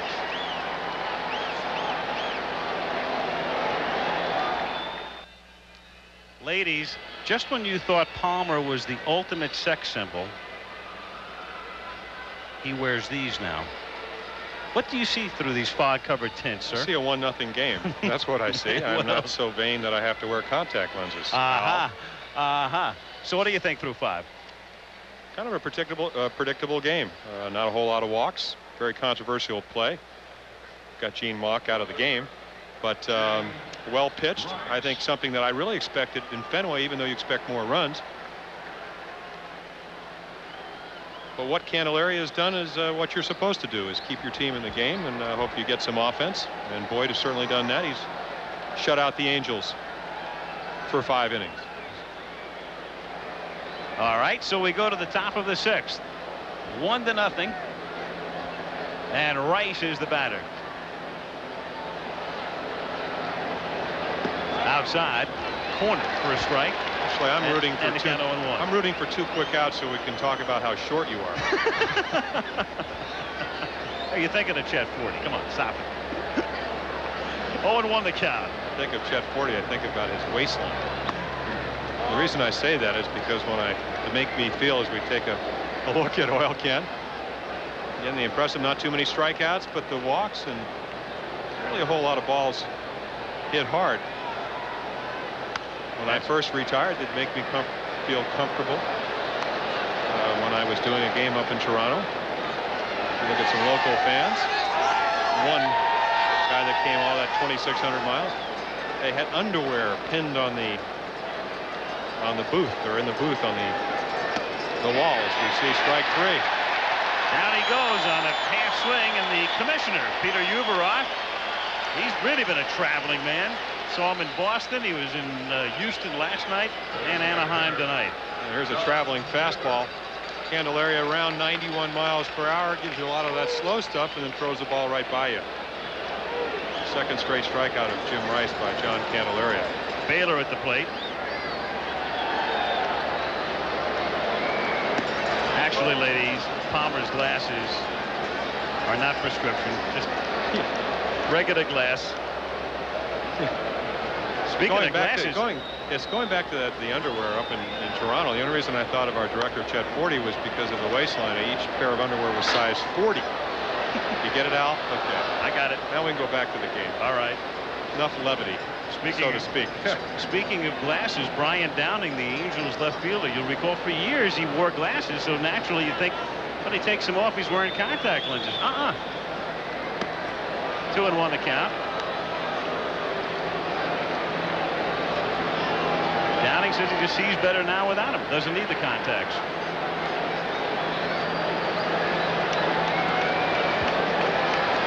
Two and 1 to count on Don Baylor. 1 out, bases empty in the 6th inning inside. And the count is 3-1. Quickly tomorrow, college football, 3 Eastern. You'll see either Miami against West Virginia or Oklahoma taking on Texas. I like to go 3-1 on Mr. Baylor. 31 home runs, 22 on the road. And inside, ball 4. So Baylor is on for the 2nd time tonight. First time he got on, he was picked off as the back man with runners at 1st and 2nd. And Baylor, who reached 5 times the other day, 2 singles and 3 walks, and had a double in game 1, is now on for the 8th time in the series. Only run in the game right there. Rice, the leadoff walk in the 2nd. Baylor, the base hit picked off. but Evans singled, and then Gedman singled, and that's been it. 1-0 Boston. 1 out, 1 on, 6th inning.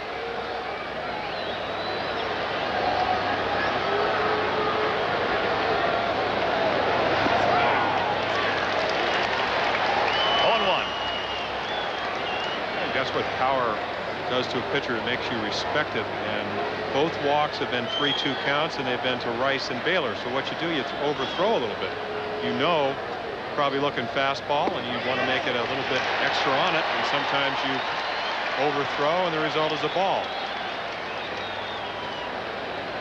And then the next guy has had a year where he's hit 26 home runs. And just as Don Baylor hit more of them away from Fenway Park, 18 on the road, 8 at home.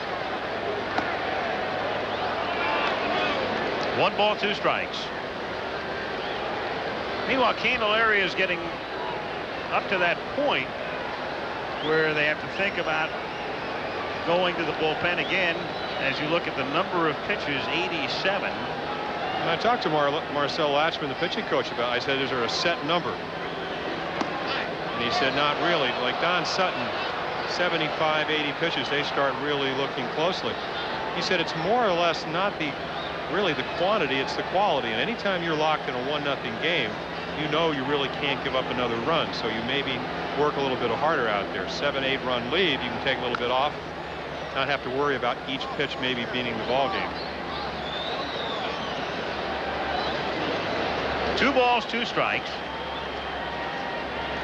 Baylor held on by Joyner.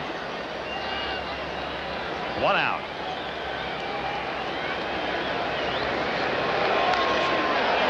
To center field, and a lot of room for Gary Pettis. 2 gone.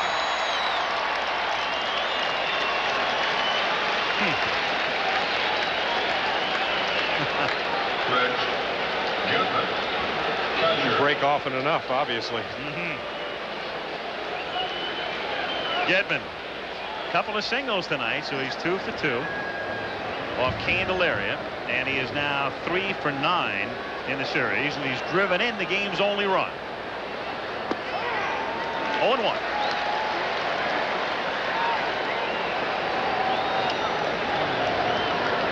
The Candyman.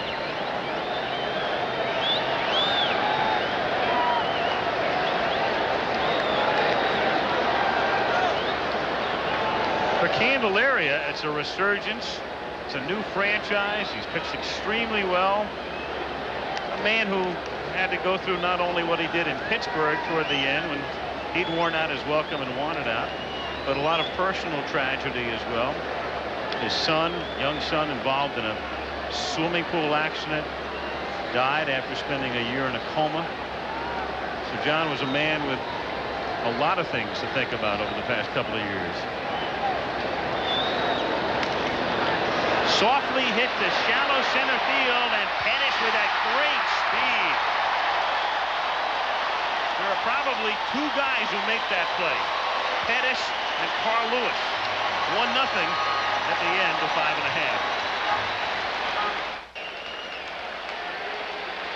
Looking at an overhead view of, there's no substitute for speed, both offensively and defensively. If you don't have speed, you don't make the catch. Takes a base hit away, and you see so many times leads off the next inning. Nice round of applause. Fans may come in here late and leave early, but they do recognize a good defensive play when they see one. And he's a gem. Pettis, Joyner, Downing. 1-0 Boston, bottom of the 6th inning. Pettis running up as if to bunt. That's something he has to do. Over 125 strikeouts, and really, if you were Gene Mauch, you'd like to have a guy that can get on base, switch hitter. So they've told Gary to choke up a little bit.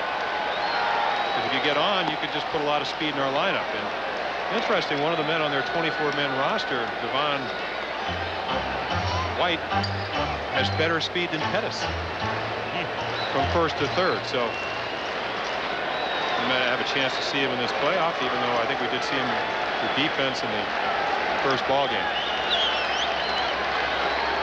1-2 to him. In there. Called strike 3.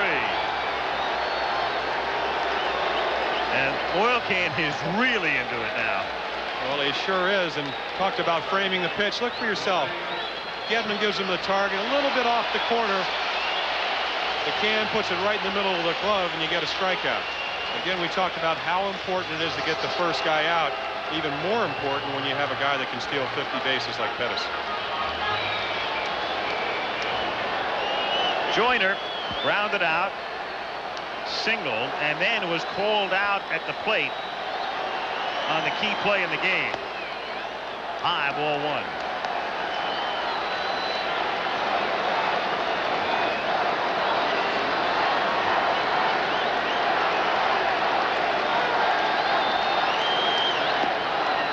And the count 2-0. One out, nobody on, bottom of the 6th inning. Game 3 with the series squared at a game apiece. Red Sox leading here 1-0. 3-0 the count with Downing waiting on deck.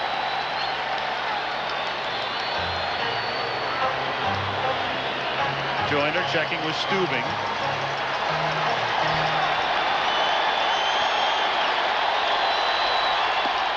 And ball 4.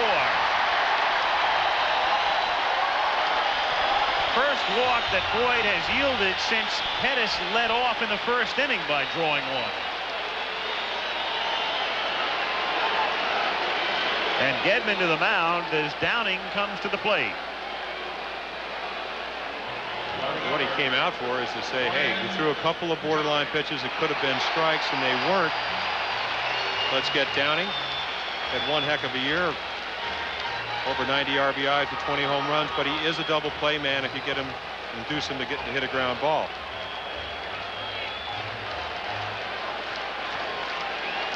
And to chronicle the type of offensive year the Angels have had, Joyner carried him early to Sensei in August, and from that graphic you can see Downing had one heck of a September. Strike, 0-1.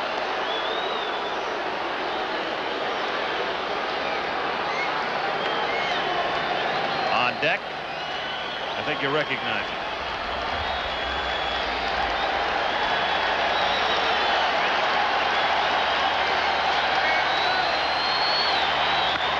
Ripped to left with foul.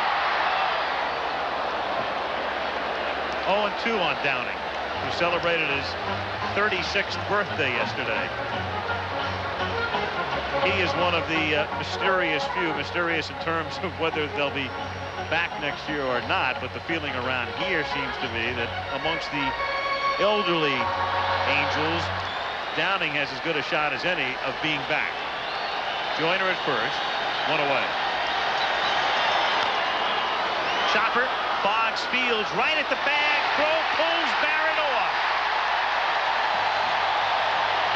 Tough play and a low throw, and Marty couldn't stay on the bag, and the Angels are in business in the bottom of the 6th. I don't really think it would have made a difference. Bad judgment by Wade Boggs. He's got the out at first. Joyner easily beats the throw. Barrett makes a nice play from keeping it going into right center.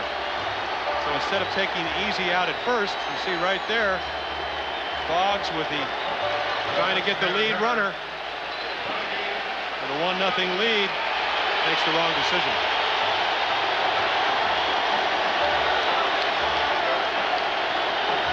Jackson. And we'll check on the scoring for you.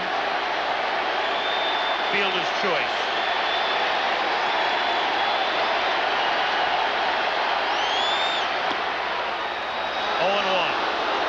I asked Reggie, I said, give me your scanner report on the Can. Obviously one more and he will hold the record. He said, I'm trying to hit the fastball the other way because I respect his curveball and his slider and his changeup. So let's see if he does do that. Base hit into right field. Stubing waving Joyner in, and the game is tied.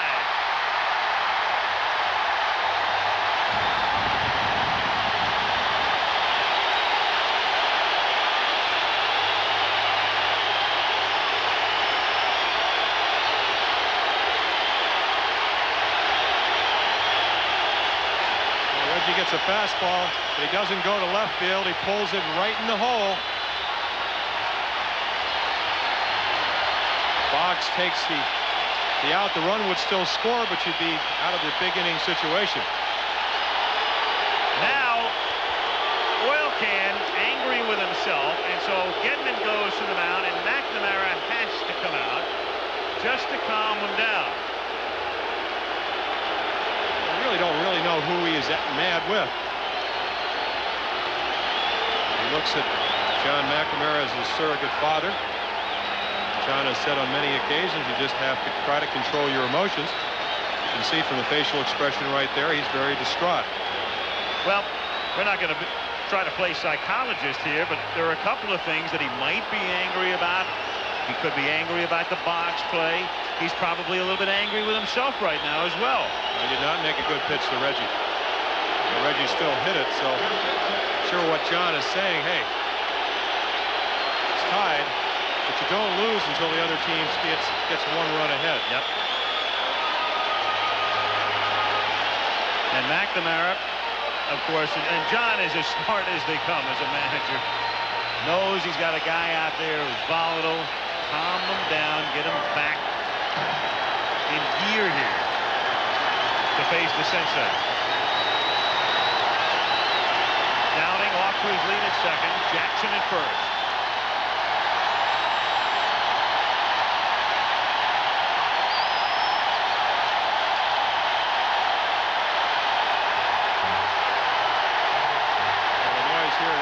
So deafening. If you were a football quarterback, you couldn't hear the signals, or if you were an offensive lineman.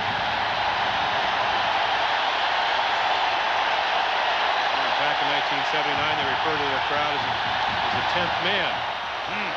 Makes it a little bit harder to concentrate if you're out there on the mound.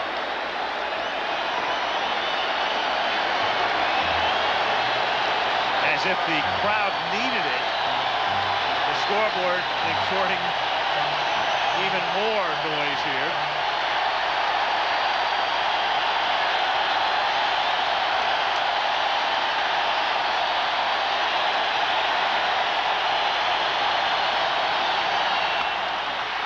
To Boggs, over to Barrett, and to Buckner. And so the 3 Bs on a 5-4-3 DP, and the inning is over. But the Angels have gotten even.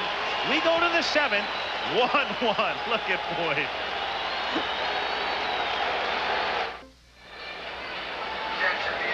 Well, here's what Oil Can did while you were watching the commercial.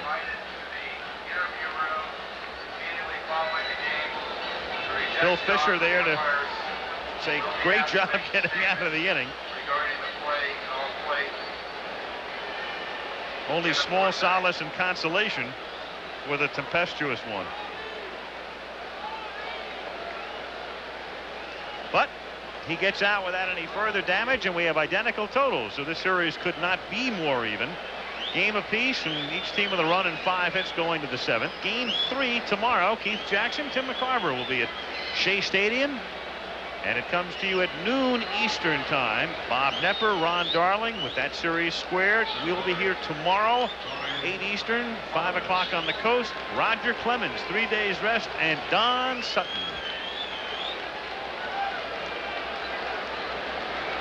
Tony Armas to lead off. Armas, Owen, and Boggs, the 8, 9, and 1 hitters against Candelaria. 7th inning.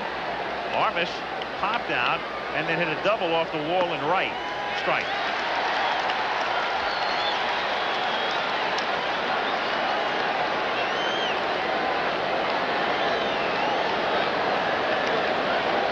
Armas, like Boyd, from a family of 14 children. 1-1.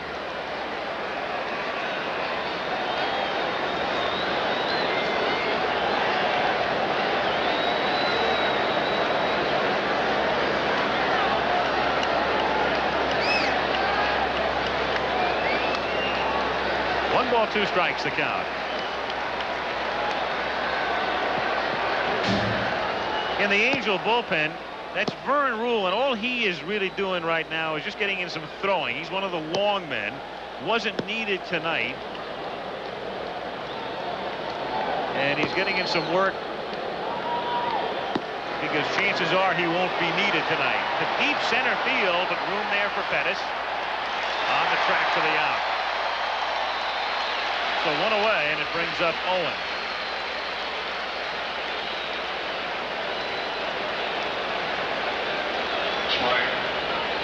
Owen is 0 for 2, having grounded out twice.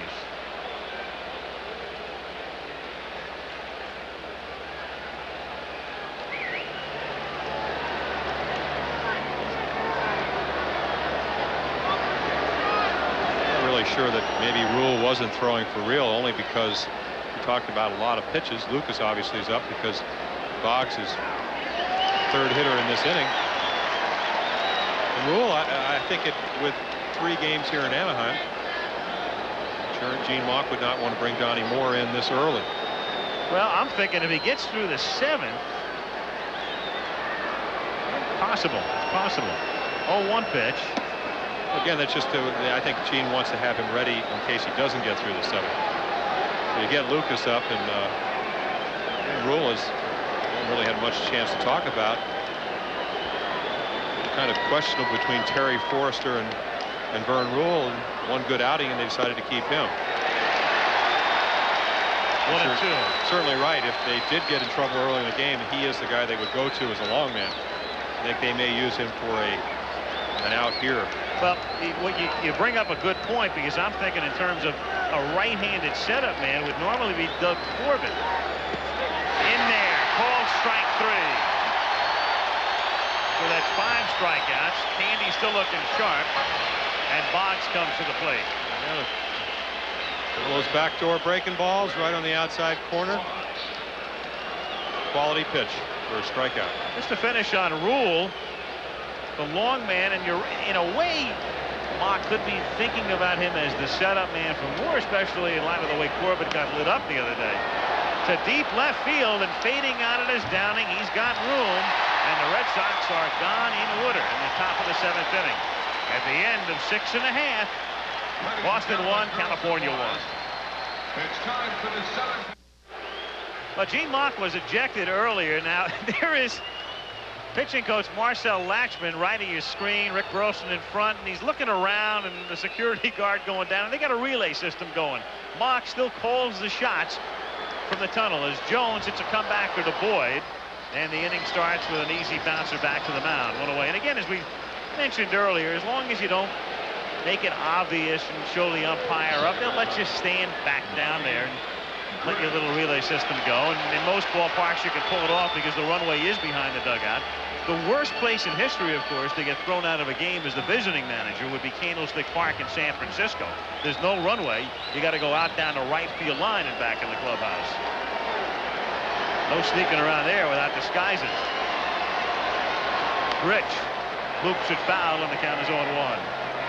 Donnie Moore now throwing in the bullpen. So we're to that point. We were talking about how the bullpen might be utilized. The other thing, too, is, Jim, that Moore hasn't pitched in several days, so he is definitely ready, and he could have an extended stint if necessary.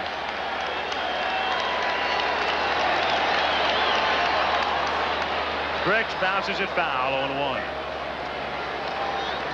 Again, with the relative infancy of this playoff, even though it's come down to 3 and 5, originally 4 out of 7, I think that Gene would more apt to go with Donnie for 3 innings or whatever, even though we're now looking at an 8th inning situation on Saturday or Sunday than he would tonight. So right now, though, at this point, what's your best in there? No balls, 2 strikes the count. Fouls it at the plate. Still 0-2. Game tied, 1-1, 1 out, bases empty, bottom of the 7th.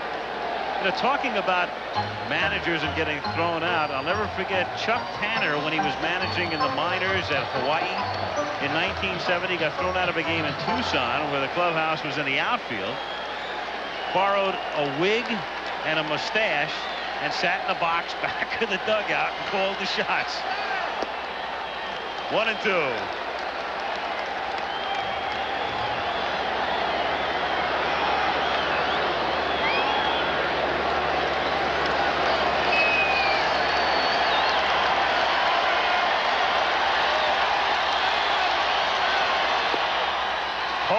Strike 3. strikeout number 3 for Oil Can. And with 2 down, we'll take a look at Schofield. When you get into late innings, you have to make good pitches. Here's a 2-strike pitch. Right again, Gedman hardly moves his glove. Bobby takes a good look at it, but should have swung the bat. Just a quality pitch right on the black. Dick Schofield at the plate. Schofield grounded out and doubled. 1 for 2. 2 out, bases empty, game tied. Last of the 7th. High drive to deep left field.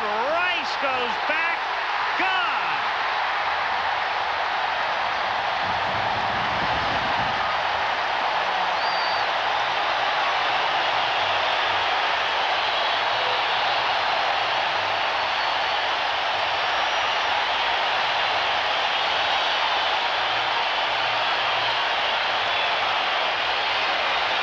Talked about last inning, 32 home runs on the year for Oil Can. This is number 14 for Schofield. Takes a belt high fastball, and 20 of them were on the road, so susceptible to a home run ball. You got to give Schofield a lot of credit. That was a pretty good high fastball that he just jumped on. Bob Boone takes a strike, and the count 0-1. The Angels on top 2-1 with 2 out, bases empty in the bottom of the 7th inning.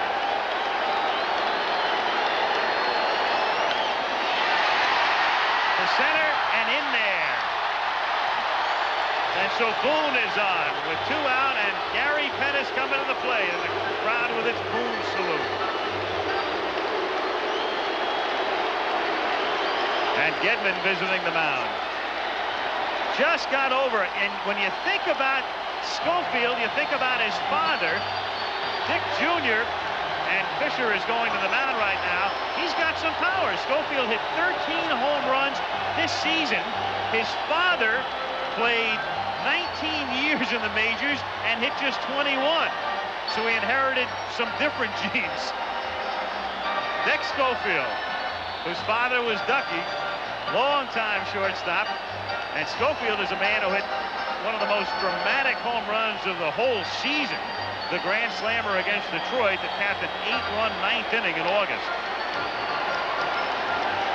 Shot over, Gary Pettis.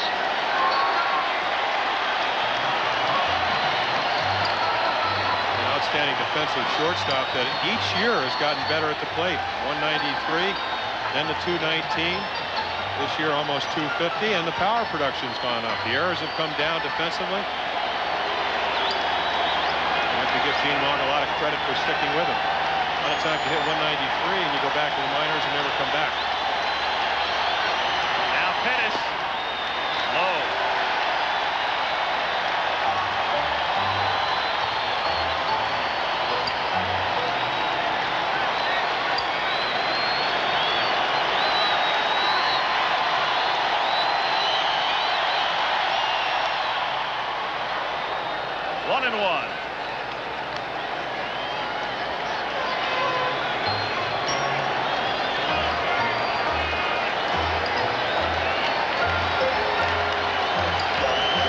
Only hit 5 home runs, 3 from the left side. He's a switch hitter, and one of them was in Boston off the can.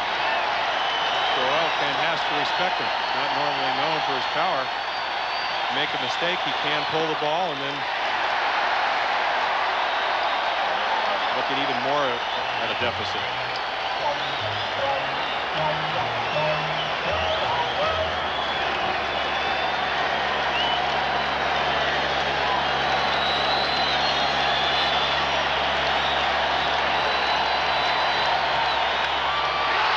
To deep right center field, and that one is out of here.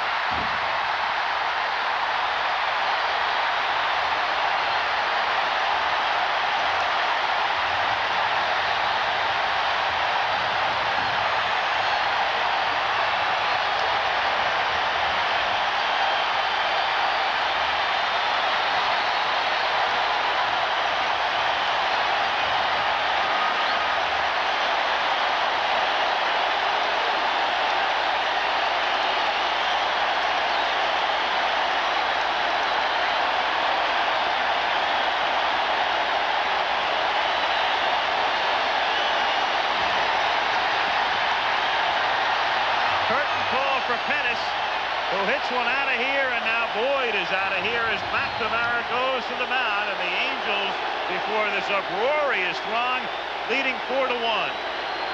We said unexpected, but you make the mistake. Fastball in the middle of the plate, behind in the count.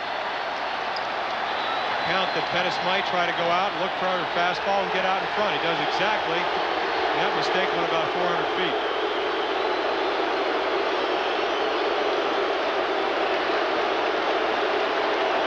Oil Can Boyd got the first 2 men in the inning, then the homer to Schofield, the base hit, and the home run to Pettis. 2 out, bases empty. There's the man. 4-1 Angels. Everything else is just a light. Joe Sambito out of the bullpen with the Angels on top 4-1, and Wally Joyner at the plate. 2 out, bases empty in the bottom of the 7th inning. Home runs by Schofield and Pettis. And Pettis' home run, counting the regular season, would be number 6 for him. Interestingly, 1 of the 5 during the regular season was off Oil Can. Barrett fields on the hop. That's that, but the damage has been done. 2 homers and 3 runs. And on to the 8th we go with the Angels on top, 4-1. I already said that, but that's all right. 4-1 as we go to the 8th inning, and Oil Can Boyd leaving to a chorus of what you might expect. Here's how John McNamara talks about Boyd. Been outstanding. This is a fine young man. Maybe misunderstood because of some of the things that he does on the mound. He's exuberant. He shows his emotions, and he's not out there to show anybody up, but he proved everything that was written about him or said about him were negative. The unfortunate thing through it all was him taking the uniform off when he wasn't selected on the All-Star team and walking out of the clubhouse. And, you know, we had a job to do, and we did it. But his return, he has been successful. He's a good pitcher, and he's a good young man. And I'm happy that things are square with him. Does he understand in retrospect? 8th inning, 4-1 California, and Donnie Moore comes out of the bullpen with Marty Barrett at the plate taking a strike. So Donnie Moore, who's their closer, comes in to try to close out the Red Sox and get the 6 outs the Angels need to go on top of the series. 4-1 California. Barrett losing his bat, 0-2. Much as Candelaria was a reclamation project having surgery this year, Moore's had his problems as well. He's had 3 cortisone shots. Well, he has in shoulder problems all year. Last year, 31 saves. You saw the graphic, only 21 this year. Now look at the totals of John Candelaria. But Moore picked in the compensation pool from Atlanta by the Angels, re-signed as a free agent. Contract of right around $1 million a year for 3 years. That's why he's their stopper. And when he's healthy, he's able to do that. Great forkball, fastball, and slider. Line drive, base hit into left field. Interesting little sequence there. He got ahead 0-2. Boone went to the mound. Maybe you can guess as to what that might have been about. And then Bob settles in behind the plate, and the 0-2 pitcher is ripped into left field. Well, he probably asked him how he's going to try to get him out. And what they tried to do was throw a fastball by him on the inside part of the plate. And we talked about it the other day. Marty Barrett had a disappointing year last year after hitting 300. Instead of playing golf, doing personal appearances and so on, lifted weights 3 times a week, aerobics and whatever. I think he's found, as a lot of players have, if you want to play the game of baseball for a long time, it's a 12-month-a-year type of job. Buckner at the plate. Let me ask you a question, though, just to relate back to what Boone did. Doesn't it throw you out of rhythm a little bit? You get ahead 0-2, and then the catcher comes to the mound and settles back in? If you're a starting pitcher, yes, because you've already discussed how you're going to pitch a guy. But here's Moore coming into a game. He gets 0-2, and all of a sudden, maybe Boone had a question. Didn't know what or how well Moore is throwing tonight. How do you feel? He has had shoulder problems. You want to try to get him out, up and in. They did. They made a pretty good pitch. He just hit it. Fly ball to center field, shallow. Here comes Pettis. One gone. One of the Back things, to first. excuse me, Al, when you go back to the oil can, and some of the things that McNamara said is if you go back and you look at the type of year that Roger Clemens had, a fantastic year of 24-4, you don't win games on your own. You expect your team to score runs. They averaged over 6 runs a game for Roger Clemens this year. He pitched extremely well. They played well behind him defensively. Candelari's the same thing. In 12 out of his 16 starts, they averaged over 5 runs. So maybe they haven't gotten 5 runs for him tonight, but the Angels played good defense for him. They scored runs. They didn't do that for Boyd. Get 1 run, you better pitch really well. He did not pitch poorly tonight. 1-0 the count on Jim Rice, who has walked and struck out twice. 4-1 California, 1 out, 1 on in the top of the 8th inning.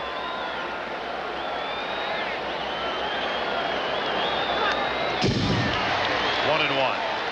One of the things that Oil Can Boyd is always going to have to deal with is that he's a very slight type of build.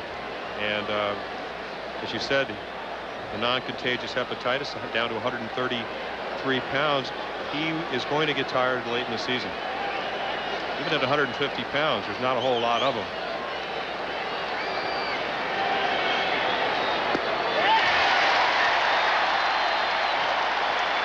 One ball, 2 strikes. Again, great fork ball. What sets it up is a good fastball, and right there Jim Rice can't catch up with a good one on the outside part of the plate. Toward the gap in right center field, racing back as Jones can't make the play. Barrett had to hold, and thus is stopped at third on a double by Rice. Ball hit very sharply, but appeared to be catchable as Jones got into the area and couldn't flag it down. And the Red Sox have runners at second and third with 1 away. Well, you described it perfectly. Ball is hit very sharply. As I said, Rupert Jones used to be a center fielder. Right there, looks like he's going to catch the ball. He jumps a little bit too early. Ball goes right by the side of his glove. Again, part of pitching is good defense. That was not a good defensive play. Ball should have been caught, and you're looking 2 outs and a man on first. Now you have second and third. But it's the type of play that will always be scored ahead. It's a double for Rice. Runners at second and third, 1 out. Infield, of course, can play back, and a balk to make it 4-2. Terry Cooney, the plate umpire, calling the block, and Moore wants to know why. Well, he joined his hands, which is really starting your windup, and then did not back off the rubber when he separated him. And we'll have a shot at that, but you can't start your windup and stop without stepping off the rubber. So it's kind of a gift run.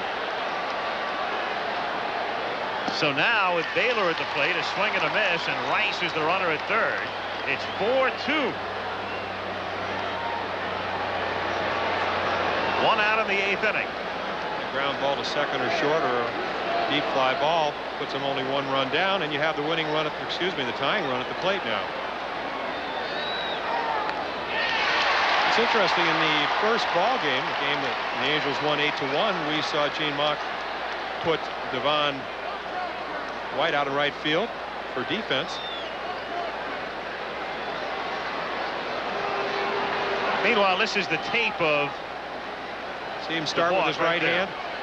Once you make a movement to put your hands together and you stop without stepping off, it's a balk. That's very simple. I think a lot of times a lot of umpires will not see that because they may not be looking. In this case, they did. Call an obvious balk a balk. 1-2.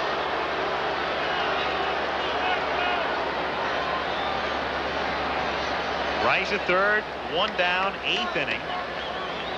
4-2 Angels.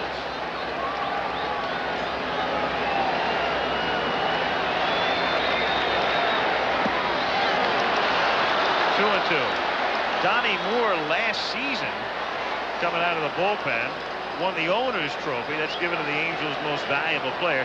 He's a man whose career had sort of been nondescript for years. He's been pitching professional ball since '73. Cubs, Cardinals briefly, Braves, up and down in the minors, and then all of a sudden it came together for him last season. 2-2. This year, Jim chronicling the shoulder problems, a little spotty. He's had a lot of rough edges this season. He's the kind of guy in a short series you really need him to come in and do the job, because he's the one man they have to count on. It certainly is. And you go back to really 3 years ago, I'm surprised everybody down in Atlanta with the 16 saves. Popped up in foul ground. Boone coming back. No play. His Atlanta experience is a good point, too, because it is postseason experience for him. He has pitched in the playoffs before for the Braves against the Cardinals in 1982. I also wonder how they could not protect a guy that had 16 saves. It probably has something to do with signing Bruce Sutter. Spend all that money, you get a guy that you figure that is going to come in and somewhere around 40 saves a year. In the air, down the line, toward the railing, and it's Schofield as it starts to come back, making the catch, and holding at third is Rice. Well, there's a lot of traffic in that area. 4 men in the picture, and of course you've got an umpire, a 6th umpire here in the playoffs, and that's why you see Larry Barnett where he is. He's the left field foul line umpire. There, Larry's trying to get the best angle he can. He doesn't know who's going to catch it. Collides with Brian Downing. As the ball starts to drift back. One of those situations where the umpire starts calling who's going to catch it. He's just blocked the left fielder. He says, Schofield, Schofield.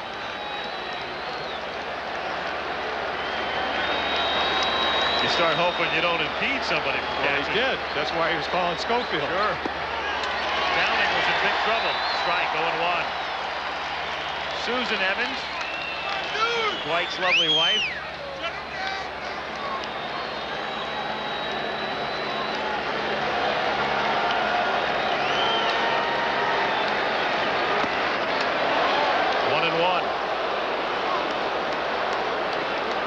Rice at third, 2 down in the 8th, 4-2 California.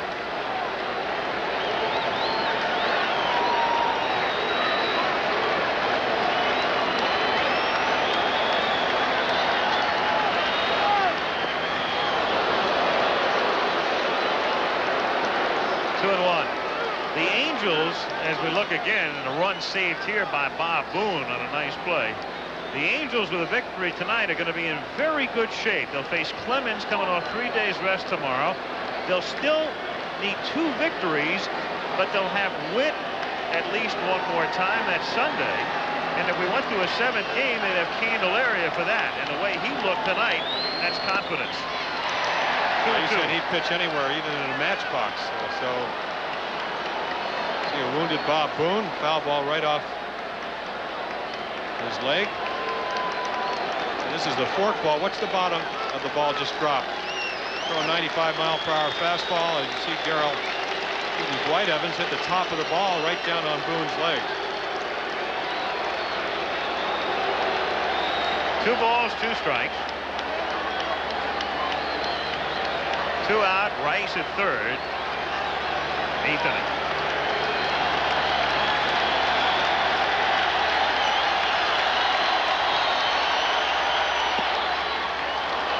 So now the count is full, and on deck is Gedman. As a pitcher, you hate to bring a winning run to the plate, but the man at the plate, 26 home runs, 97 walks. Last year led the league in walks. You got to be pretty careful. And Gedman's coming up. So Evans draws the walk. That's no scoop. He's gotten a few of them in his career. And Gedman is at the plate. 2 singles, fly to center. 3 for 10 in the series.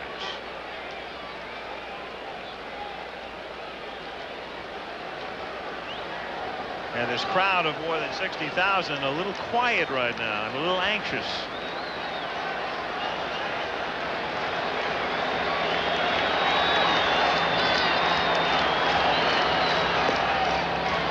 One and oh.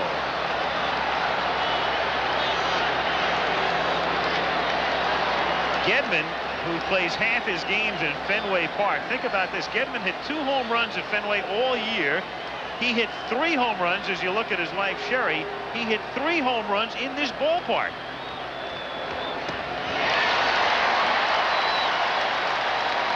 One and one. Rice at third. Evans at first. 2 down.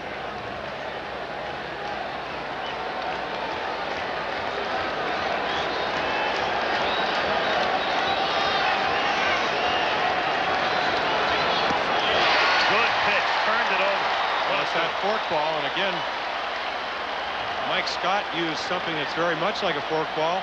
See it again, it just goes down. You don't see the spin.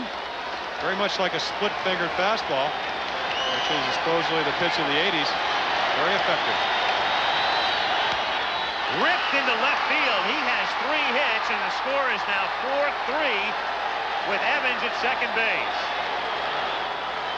Boy, this is a good ball game. This has had a little bit of everything. Homers, ejections, weird plays, decent fielding, good pitching, and it's tight. There's some good hitting right here. He took what Donnie Moore gave him. Fastball away.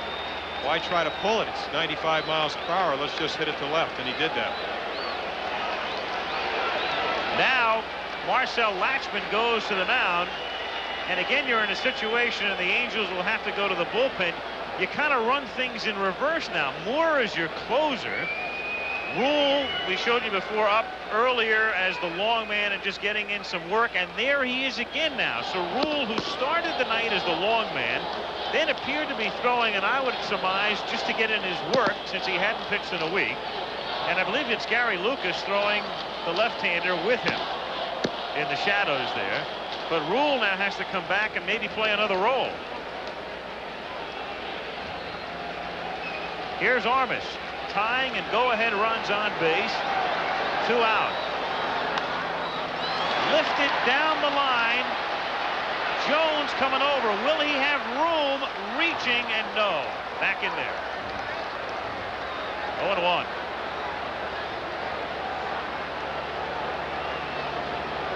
Good effort by Rupert Jones. Ball just out of reach. And wouldn't Jones have loved to make the catch there? As you look at Tony's wife, Louisa, it was Jones who was unable to handle Rice's drive to keep this inning going. It'll be interesting to see if Devon White goes back out there. They used him for defense before. With great speed. He usually did not make that move. Rip to left center, but there's Pettis, and he gets there to make it look very easy. So the Red Sox get a couple. We go to the bottom of the 8th. 4-3 Angels. In Anaheim, Al Michaels and Jim Palmer with you as Calvin Schiraldi comes out of the bullpen to make his first appearance. He has become the ace of the Boston bullpen. They normally bring him in situations to protect the lead, but he hasn't pitched in nearly a week, and the game is close enough, and it's the playoffs, and here he is to try to keep the Angels close in the bottom of the 8th. Downing, Jackson, and DeCinces coming up in the bottom of the 8th inning. 4-3 California. Well, he has a curveball and a changeup, but the one pitch you better get ready for is the fastball. In the first telecast, this is the first overpowering reliever the Red Sox have had since Dick Raditz. And he came out of the minor leagues. Remember, he started at Pawtucket this season, came over in a deal with the Mets as part of that Bob Ojeda transaction, and he has become the stopper. Soft liner to short, and caught by Owen. 1 away. The Sox for a long while had Bob Stanley as their short man, and then Stanley struggled all season long and finally relegated to the setup man and middle relief as Schiraldi emerged as the key man. Reggie Jackson, whose base hit and leave it to Reggie in October, tied the game in the bottom of the 6th inning. First and second and the 1 out when he came up and singled into right field.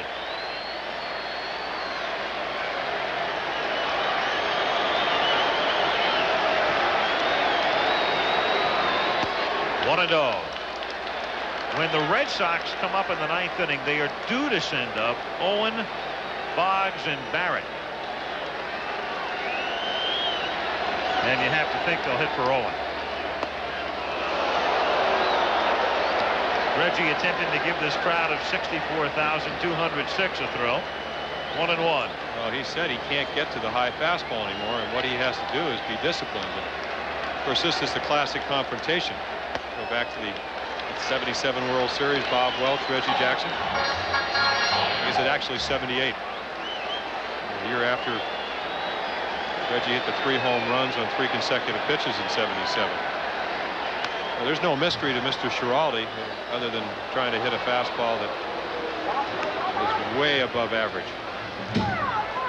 Really was a starting pitcher that has come into his own when they basically said, hey, we're going to use you as a short man. You come in and just be a power pitcher. And he's done the job for him. 55 strikeouts in 51 innings.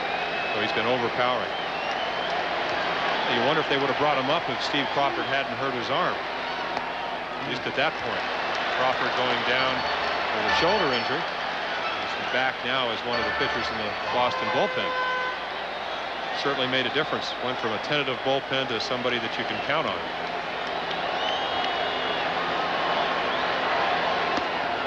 And Jackson gets the call, ball 4. Meanwhile, as DeCinces comes up, let's go to the 4th inning. 2 on, 2 out here. Boyd delivering to DeCinces. It's the fluky little ground ball to first that winds up hitting the bag. Caroms to Boyd. Off his glove to Buckner, who throws home. And on the replay, what appears to be a safe at home situation where Joyner toes the plate and Gedman makes the tag and was originally called safe and then out on the appeal, resulting in Mott's ejection. DeCinces is 1 for 3. Little squibber foul. You know what I'm thinking, Jim, on that play? The plate umpire makes the initial call, then gets help. The third base umpire makes the ultimate call, and the first base umpire throws Mott out of the game. That's what they call teamwork. Yeah, right.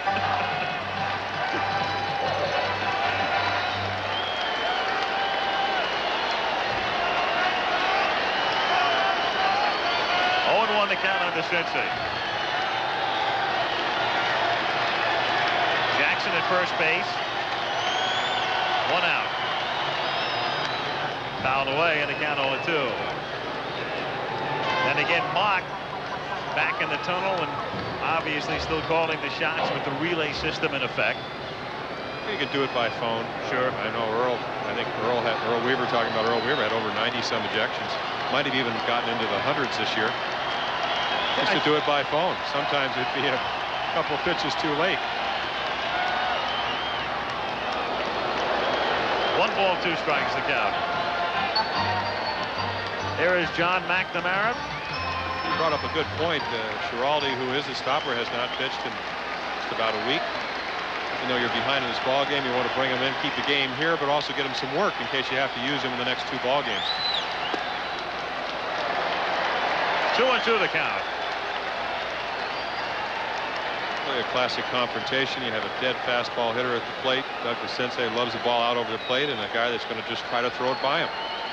Who's going to win?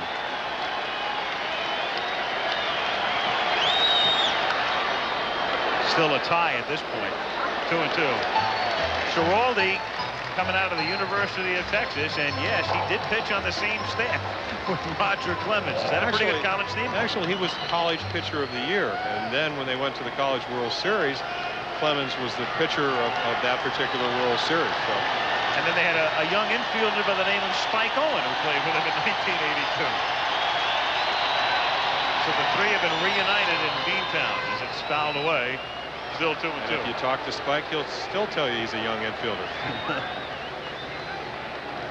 He was getting a few gray hairs, though, with some of those throws on Wednesday. There's Al talking about some of the tentative throws that Spike Owen made. It's just like pitching, when you stop making good pitches, you make bad ones. If you're a shortstop and you're making bad throws, you become very tentative. Still 2-2 on DeCinces. And again, as he walks it off in the 9th inning, we'll point out Owen due up first. He's the 9-hitter. Then Boggs. Then Barrett. Buckner would be 4th. 4-3 California. In a game featuring home runs by Pettis and Schofield, a game-tying single by Jackson, and as you can see, Nightline and the Summit obviously is the thrust there coming your way. We've had the controversial play. We've had a run scoring on a balk, an ejection. Good ball game. 2-2. You had Pettis' play early on, catching the fly ball on the dead run.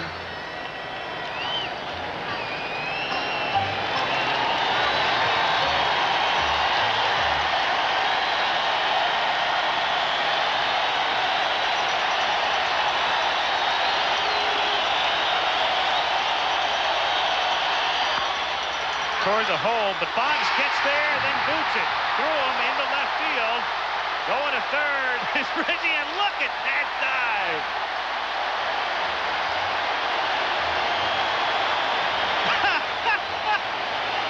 One of the all-time classic slides. I mean, all-time. First and third. A potential double play ball. Again, I think the ball right there just kind of stays down. Not an easy play, but one that Wade Boggs usually makes, but doesn't tonight. So instead of being out of the inning, you have first and third, and the Angels possibly adding to their lead. It's not pretty, but effective. You know, I'm almost thinking Reggie's thinking, hey, wait a second, I'm 40, and some of you think I'm old, but I'm going to show you. Looks like he's trying to break up a double play. I mean, he's got his bases confused. Jones.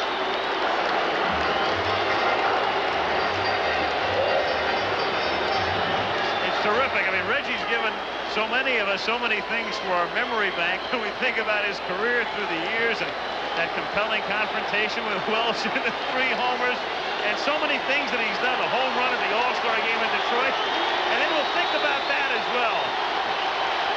What a dive. Infield a double play depth as it's looped down the line, foul, back out of play. 0-1.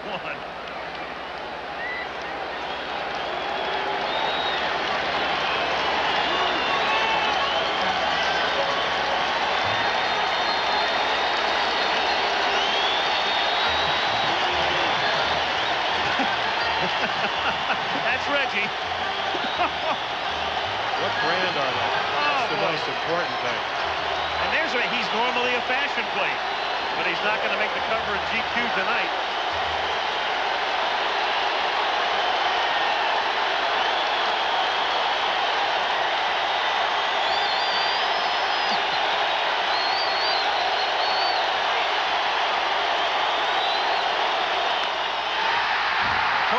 Center, here comes Armas diving and makes the catch. Great catch. Here comes Jackson in time to score.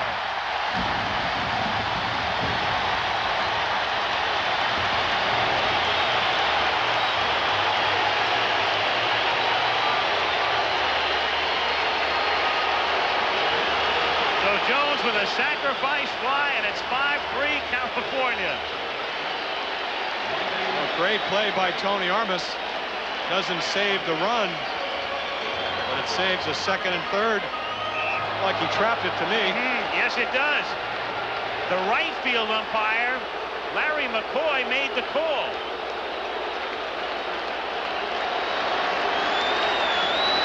Rich outside, ball 1, 1-0. It's a difficult play for the umpire. It's also a difficult play for the Angels to argue about because they couldn't see it very well. Looked like from up here that he did catch it on the fly. Replay. In there, 1-1. Another look. And as we slow it down, here's Armas. Boy, it's a great play in either case. Yeah, the way the ball ricochets off the grass. He short hops it. But then who's to argue? Who's to argue in the sense that Boggs back in the tunnel?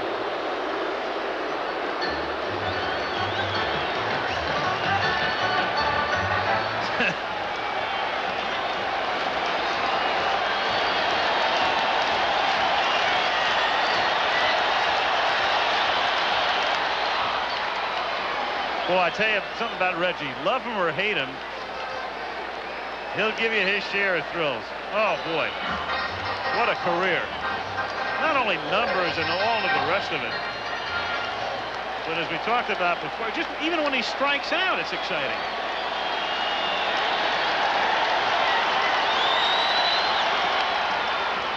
Looper fouled away. Still 2-2. I thought that was an interesting question in such kind of year you had. And a perfect example is that the numbers aren't very good for this year. Not a Reggie Jackson type of year, but how did he get on this inning? Laid off the high fastball and walked. 93rd time as you took a look at John McNamara and now Reggie Jackson. So if you can't hit home runs, you help him by getting on base. That's inside, ball 3. A much higher on base percentage for Reggie this year than last year. That was an interesting shot sequence too. McNamara, keep in mind, has managed Reggie twice during his career. Once all the way back in 1970 when Mac was at Oakland, and so was Reggie. And then here were the Angels a couple of years ago. 3-2 pitch with the runner going. He's hit in the air to left field and right to Rice for the out. But a big error by Boggs leads to a big Angel run. To the 9th we go. 5-3 California.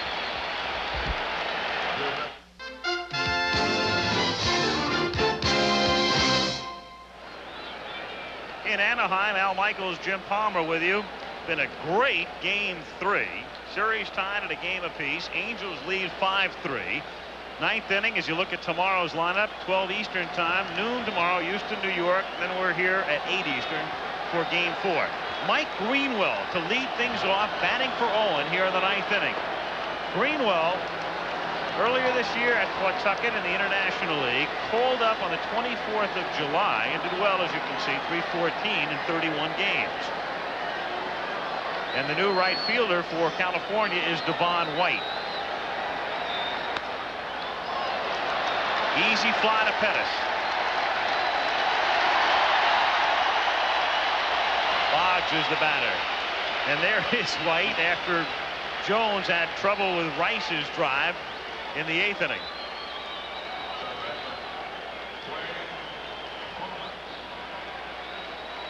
Boggs at the plate. Boggs, 1 walk tonight and 0 for 3 with all 3 in the air to the outfield. Strike, 1-1. Donnie's wife, as anxious as the rest here in Anaheim. Hopeful her man can put their club up 2-1.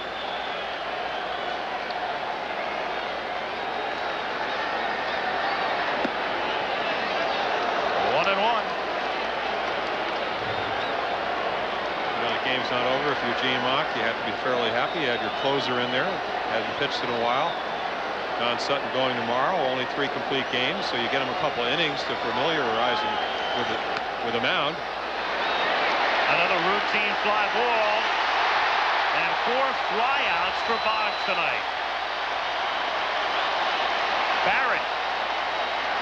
If he can get on, then Buckner would be the tying run.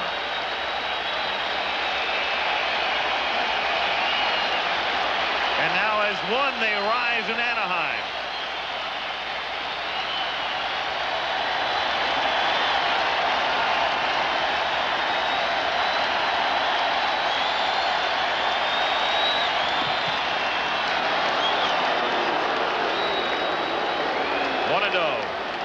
That last fly ball, the 8th putout tonight for Gary Pettis.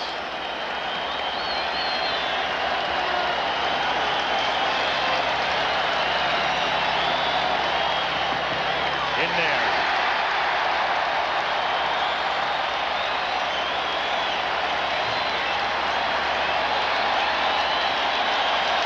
Very educated fans take a look at Reggie. They know you got to get 27 outs. They already got 26, so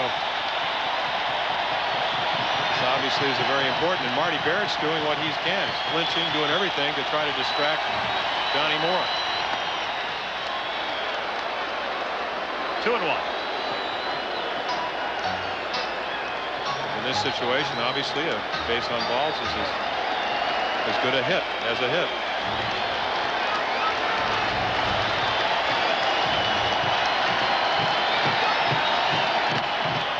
Down the line, and he keeps it going. And that'll bring Buckner to the plate.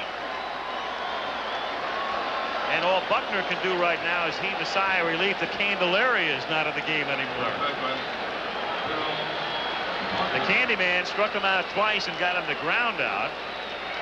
And then he faced Moore and flied out in the 8th inning. And we saw this in Boston. It just pitched Marty Barrett up and away. Just take you to right field. Doesn't try to pull the ball. Doesn't try to do anything more than you can do with a pitch that's up and away. Results a base hit. Buckner, the tying run, hit 18 homers during the regular season. This is a career high. If you mess around down and in, he can take you deep. And it's hit to left field, and it's hit to Downing, and the Angels have the lead in the series.